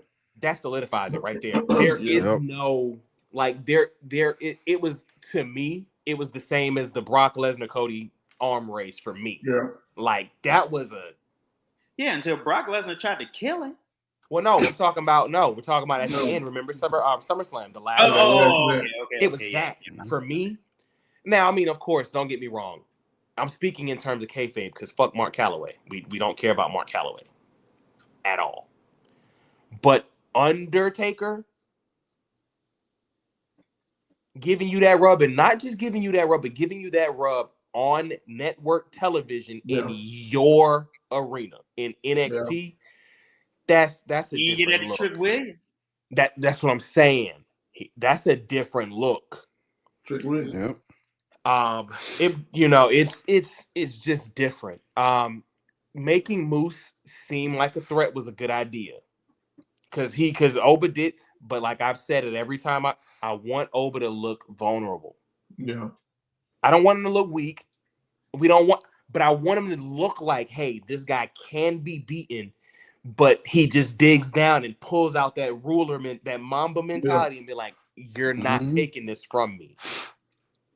And that's exactly what he did at the end of the match. That's what that fall from Grace, it was impressive looking. Like the way he looked like he actually threw Moose up and caught him. It didn't To look do like it that far into a match after with how that many with like, shit, like, man. Yeah. The question was, does he have the motor to go? I think he proved this. He's done it repeatedly, but I think this was the match that made he can go because they went for about 10, 12 minutes. The thing that solidified it for me was the fact that I felt like he could go, but we've only seen him with like people who are smaller than him. Smaller stature. The fact that you can go with the size of Moose makes me, and then like you don't need to lose that title to anybody. No.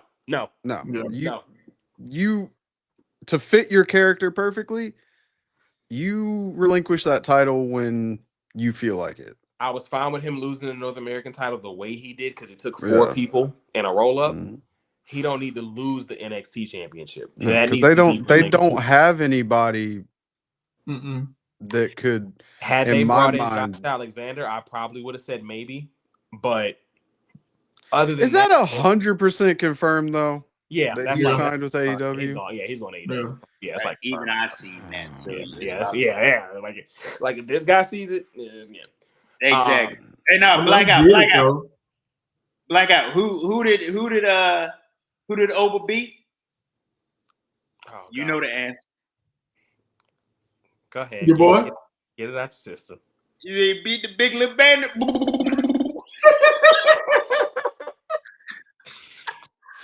Stupid. I felt like there was a gray man alien joke coming. No, I still can't believe he's gray in person.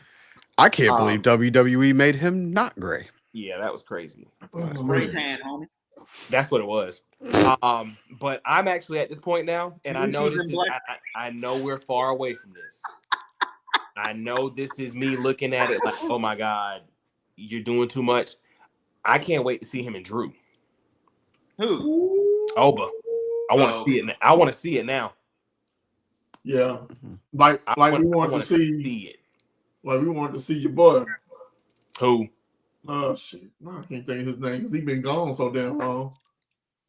And Roman Reigns. Keith Lee. Keith Lee, yeah.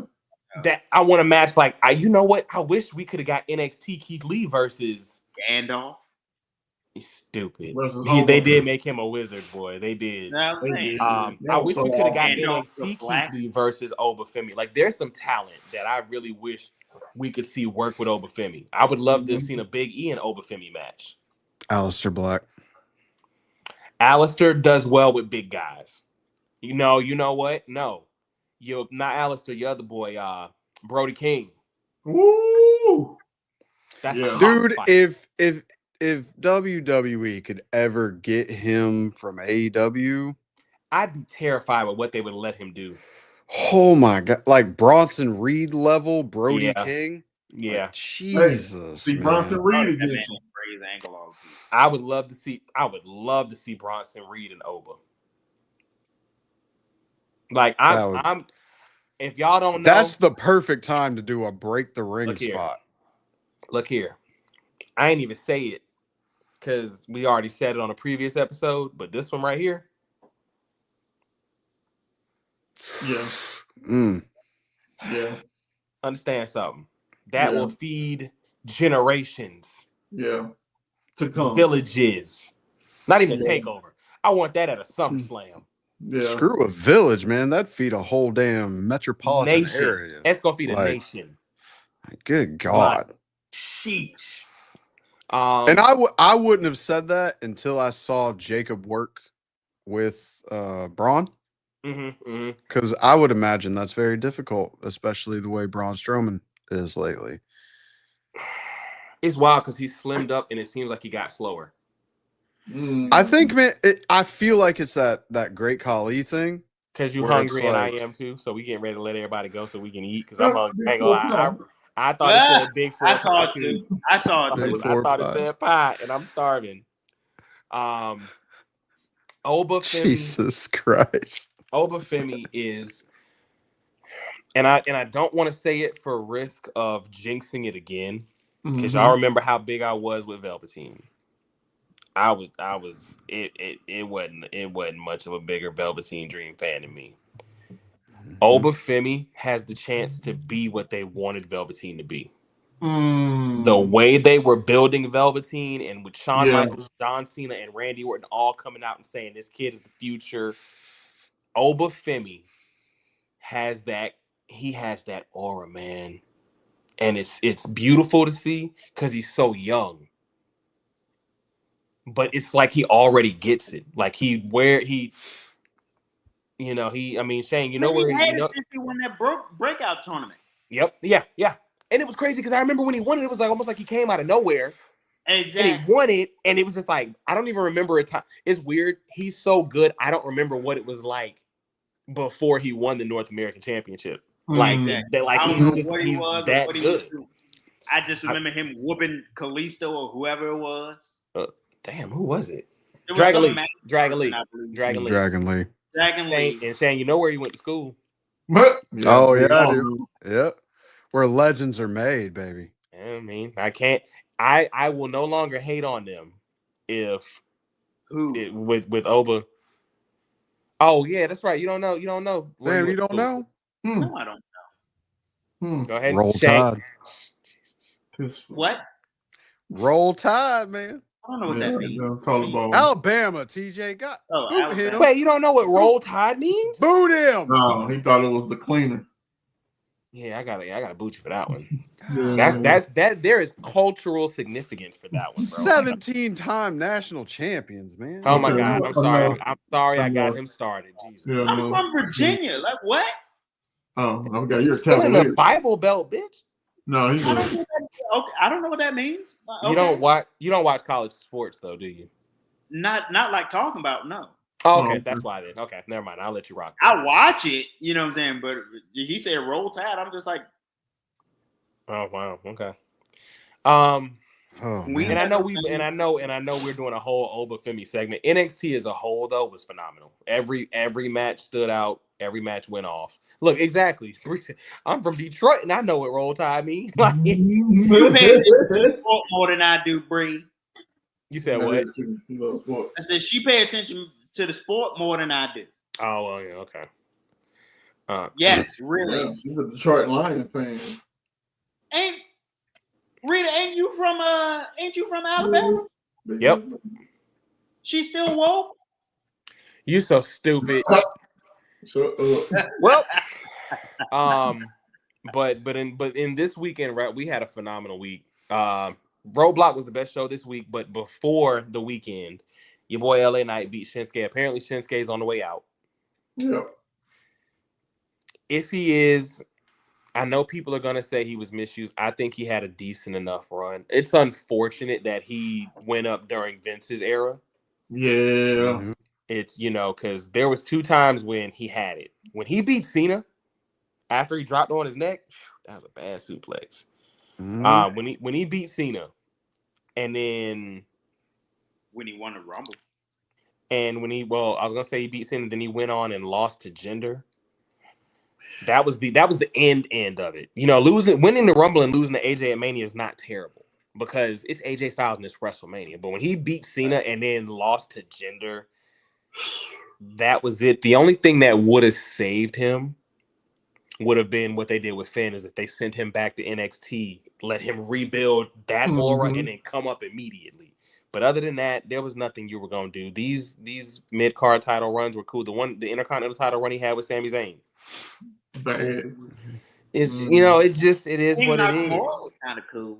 King Nakamura was cool. I did like that. When he stole the jump from King Corbin. I loved that. Yep. They just let him just take it. It was just like, oh, I got your crown. Yeah. I feel like the best way to remember Shinsuke in WWE will be his NXT run. Yeah, agreed. Shinsuke Black and Gold in NXT. That first match he had with Sami Zayn was an absolute barn burner. Yeah. Barn burner. But then he never recaptured that. The Rumble win was impressive. I remember when he won the Rumble. It was like, oh, that's cool. But then Vince. So Vince. You know. LA Knight will go forward now with the US title. Hopefully they do something better with him this time. Probably not. The Braun Breaker run has been whatever. It's been so. I don't know if they don't know if they can. I don't know if Trips just doesn't book mid-card titles well right now or what, but we'll see. I feel like he puts a lot more focus on the mid-card titles, like not leading up to WrestleMania. That makes sense. Yeah. But I also because where's Sheamus at in his whole Intercontinental belt thing? Where is Sheamus? Period. Oh, that's not happening. I told you it wasn't happening. He might be hurt again. You did. This match, though, going into next week with Braun and Finn at apparently 3:00 in the freaking afternoon. Yeah, I'm not. Well, okay. Well, let's talk about it because there's people upset about it. I'm not upset. I gotta work that day. I'm not gonna watch it live. Well, I'm saying in general, there's people upset about it not realizing and remembering. You either had one or two options. It can be live and you can watch it early in the day and review, or they could have recorded it last week and we would have got spoilers. People would have spoiled it. So there is no mid ground. Like it's live on Netflix. It's got to be live because that's the deal. So it's got to be live where they are. Get used. So for the next 3 weeks, it's 3:00, 4:00, and then 3:00, and then 3:00 again. But it's the same thing as when they have Crown Jewel at 1:00 on Saturday. I mean, it's live wherever it is. I just turn all my notifications off from y'all in the group. That's all. Stay off of social media for 6 hours and watch it at the regular time if you want to. Like, it's not hard. Yo, give me that over any New Japan. You ain't lying because that 5 a.m. That 4:30 a.m. after you don't work the whole night too. Hey, you remember like back in the day when Ring of Honor used to come on at 2:00 in the morning? That's the only time I watch. And then you watching an episode from like, oh my god, like a month ago. You're not even like a month ago. Like I remember I watched AJ Styles versus Jay Lethal for the Ring of Honor title, and Jay Lethal wasn't even champion anymore. And I was like, but it says new. New. That's wild, ain't it? That's wild. Hey, AEW could have fixed that problem. The biggest news coming out of this week.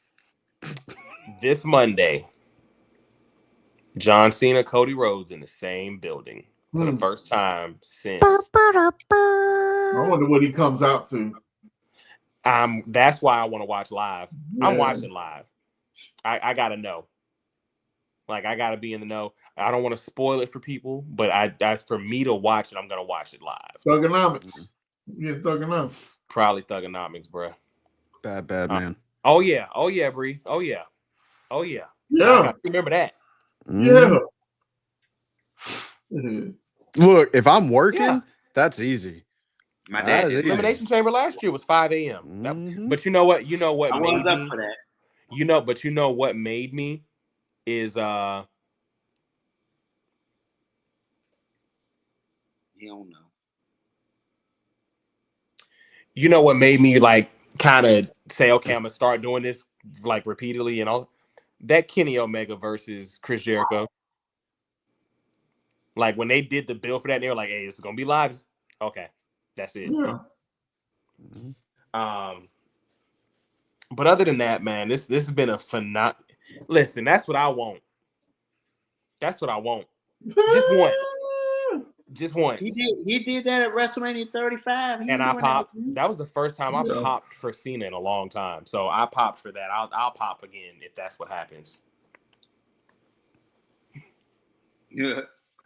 But other than that, this has been a phenomenal week in wrestling. Tonight was a bomb night. I'm sorry. Like, I ain't even changed the backdrop. I ain't even changed my backdrop tonight, bro. Dude, I want to pan out so bad. I wanted to mark out so bad. It was going to be terrible. Like, if we didn't compose ourselves, Yeah. I'm very proud. I'm very proud that we did because I was over here marking out. Next week will be normal time. I think one of us maybe possibly will end up. So we've been getting invites for some networking. So 5 Star Podcast has reached out to ask if we want to be on, but also, and I want to make sure I get it right when I say this, Sports for You Wrestling wants us on live. They said they can either get the entire team or just pieces. So we'll talk about that. But thank y'all for tuning in tonight. We went long, but it was worth it. But it was worth it. What'd you say? What'd you say too? I said, just send me and Sinister out to these other podcasts. We'll just be on there. Yeah, we'll send y'all out. We'll send y'all out. We get outsourced. Yeah, we get subcontracted. But seriously, y'all, we are only able to do what we did tonight because of our hashtag Real Fan Nation. It's been a journey, and the journey is really just beginning. But tonight showed y'all that we really about that shit. Like we really like that.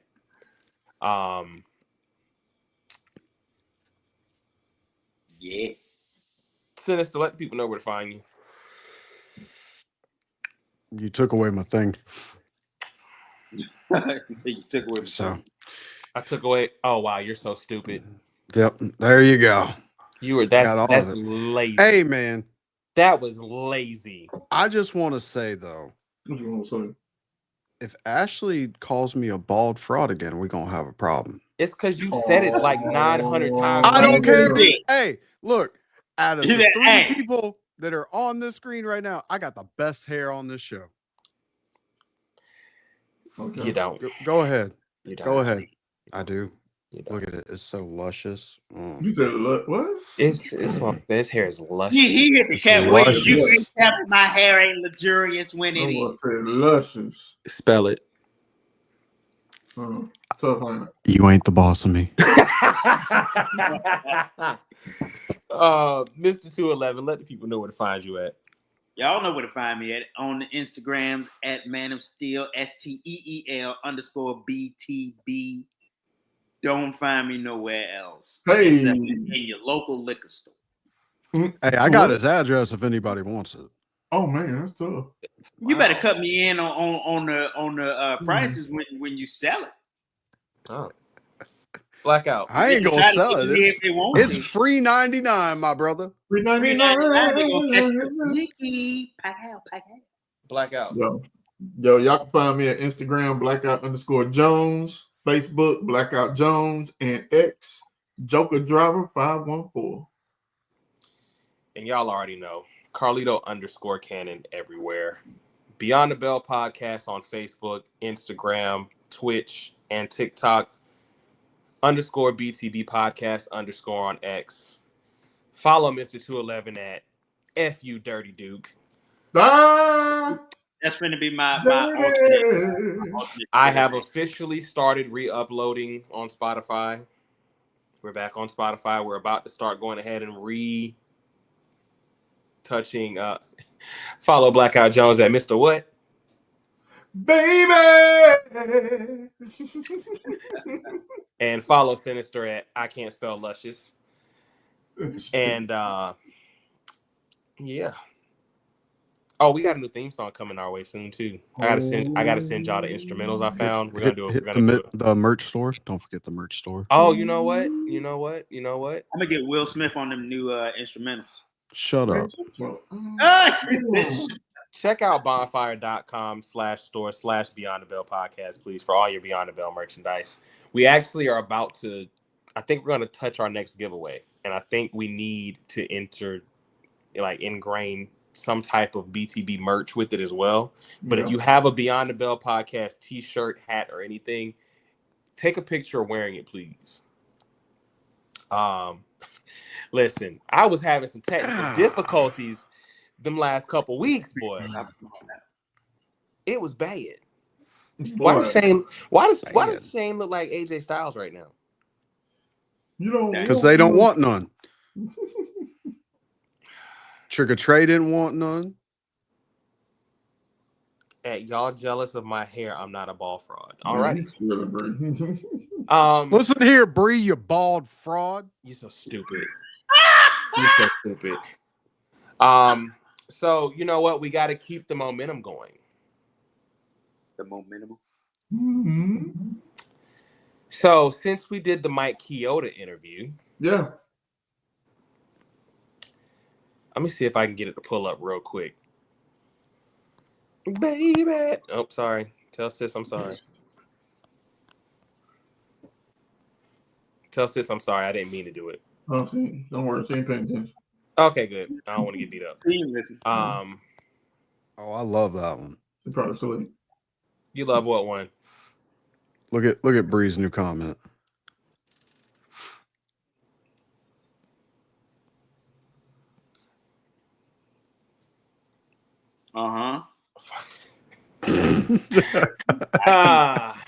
You know what? That may be a thing. You know what? More people a lot of people in the chat have asked for that. But to keep the momentum, and you know, we're gonna be real humble about it. But the follow-up interview to Mr. Mike Chioda, we got the Matt Riddle interview dropping. Might drop that tomorrow. I told y'all we doing a lot. We doing some stuff. Like, I don't think y'all realize, even on our days off, it's not our days off. So,